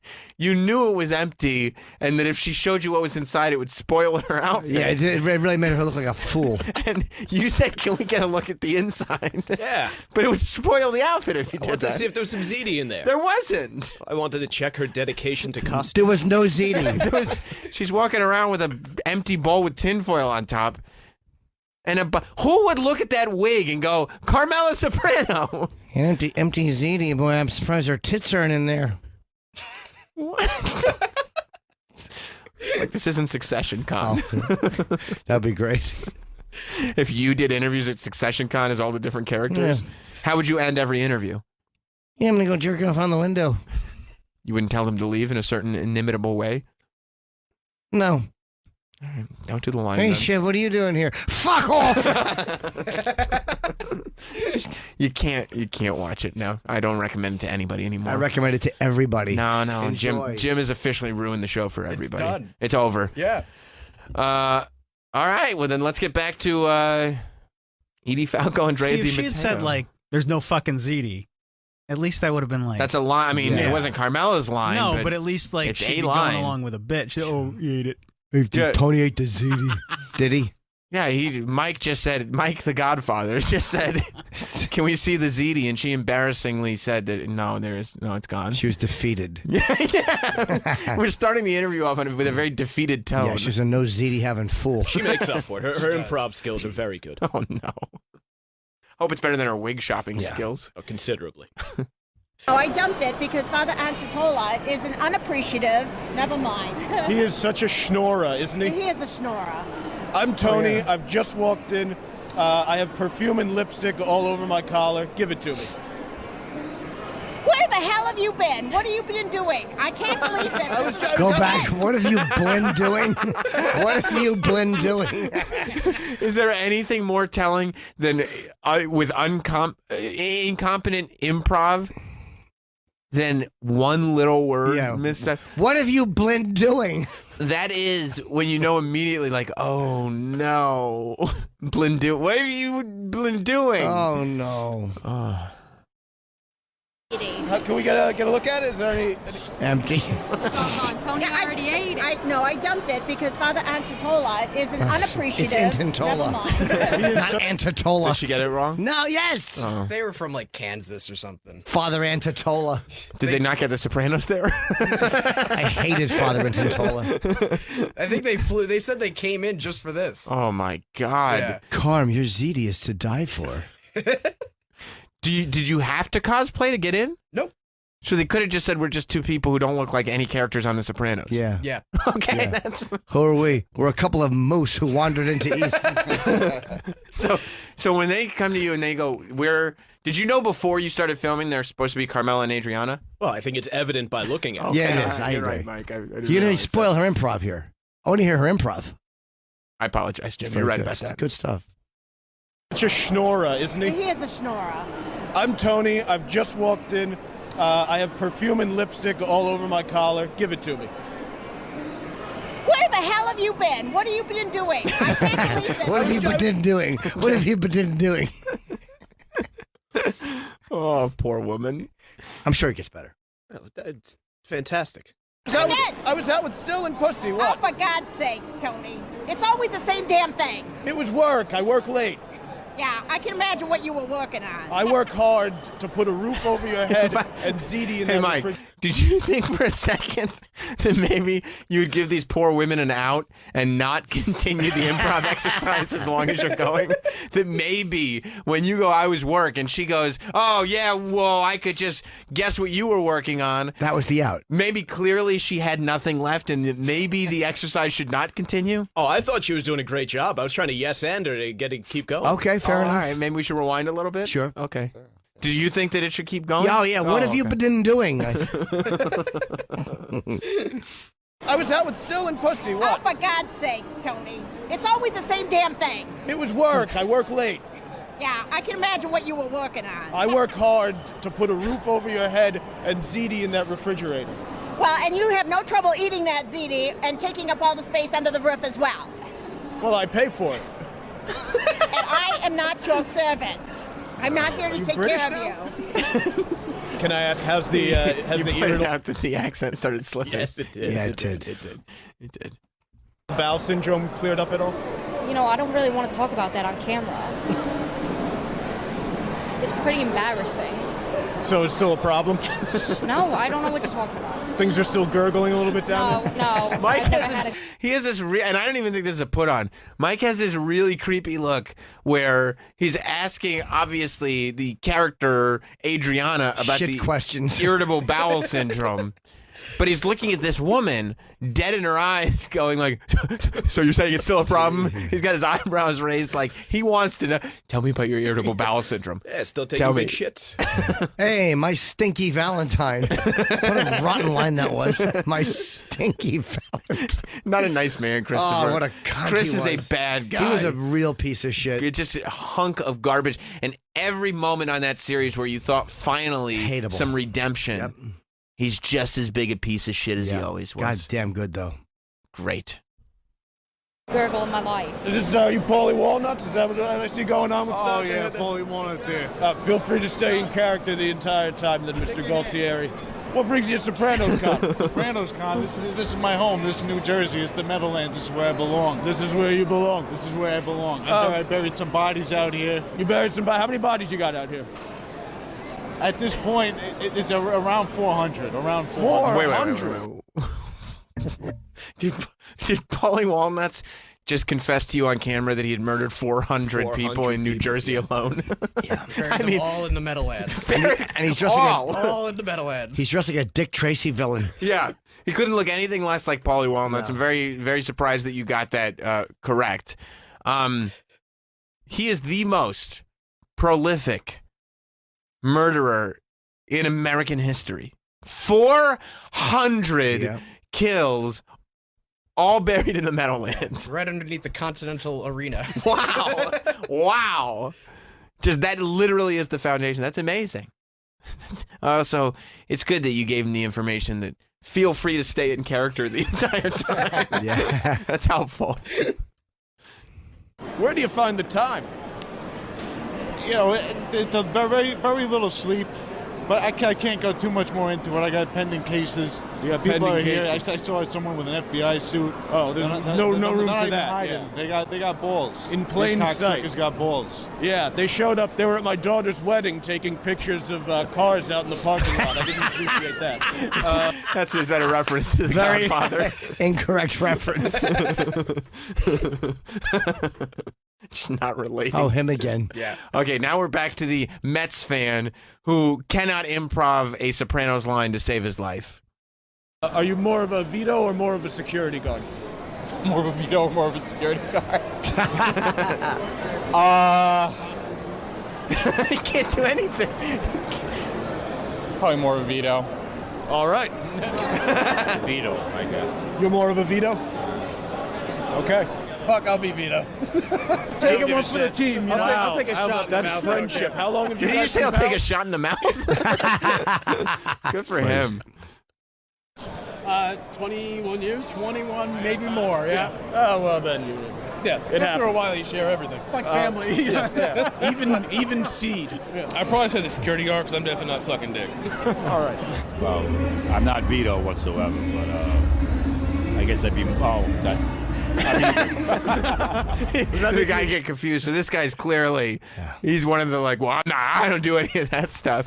And he just realized as he was answering that he doesn't suck dick, but he doesn't want to let a guy. He would let he don't want Fat Vito to service him. No. I love that it took him like a good 30 seconds into answering the question before he realized that you had cornered him in an unwinnable position. Johnny Cakes then? No, I'm not a Johnny Cakes either. How would Tony react to finding out that Junior had hit been... pause for a second. It's AJ. Is it AJ or is it Christopher? Oh, I don't know. So this is this guy's name is Nicky Petito. He's a comic from New Jersey. He was dressed up for a sketch that he's doing, but he's good. I don't want to ruin it anymore. But okay, that's it. Okay. Yeah. Finding out that Junior had been eating asshole as well. Fucking disgusting. I thought Vito did that shit. Fucking Fanoik. A grown man who goes to Disney World so he can take part in a build-your-own lightsaber session. You know, my son AJ, he wanted to go to Disney World. He's into this fucking Star Wars shit. They got this whole galaxy land, whatever the fuck it is. So he told me about this lightsaber. I thought it was a fucking candy all along. Apparently it's this fucking mystical sword that you fucking swing with and cut somebody's fucking neck off, like Ralph. But it wasn't all fun and gabagool here at Sopranos Con. With New Jersey's preeminent hitmen at my disposal, the journalist in me felt compelled to get to the bottom of a headline making homicide.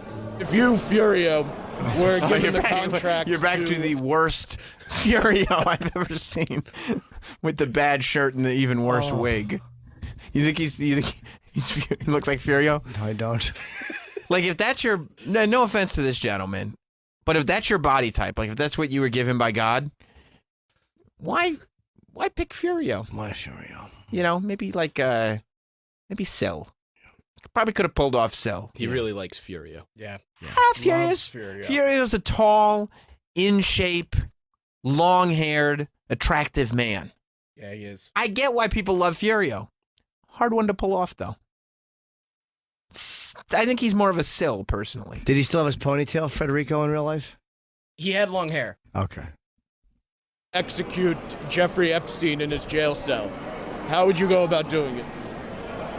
With a baseball bat. A baseball bat? How are you going to get that past the metal detector? I work my way through. I walk right through. Is that actually Furio? Yeah, it is. No shit. Did he see?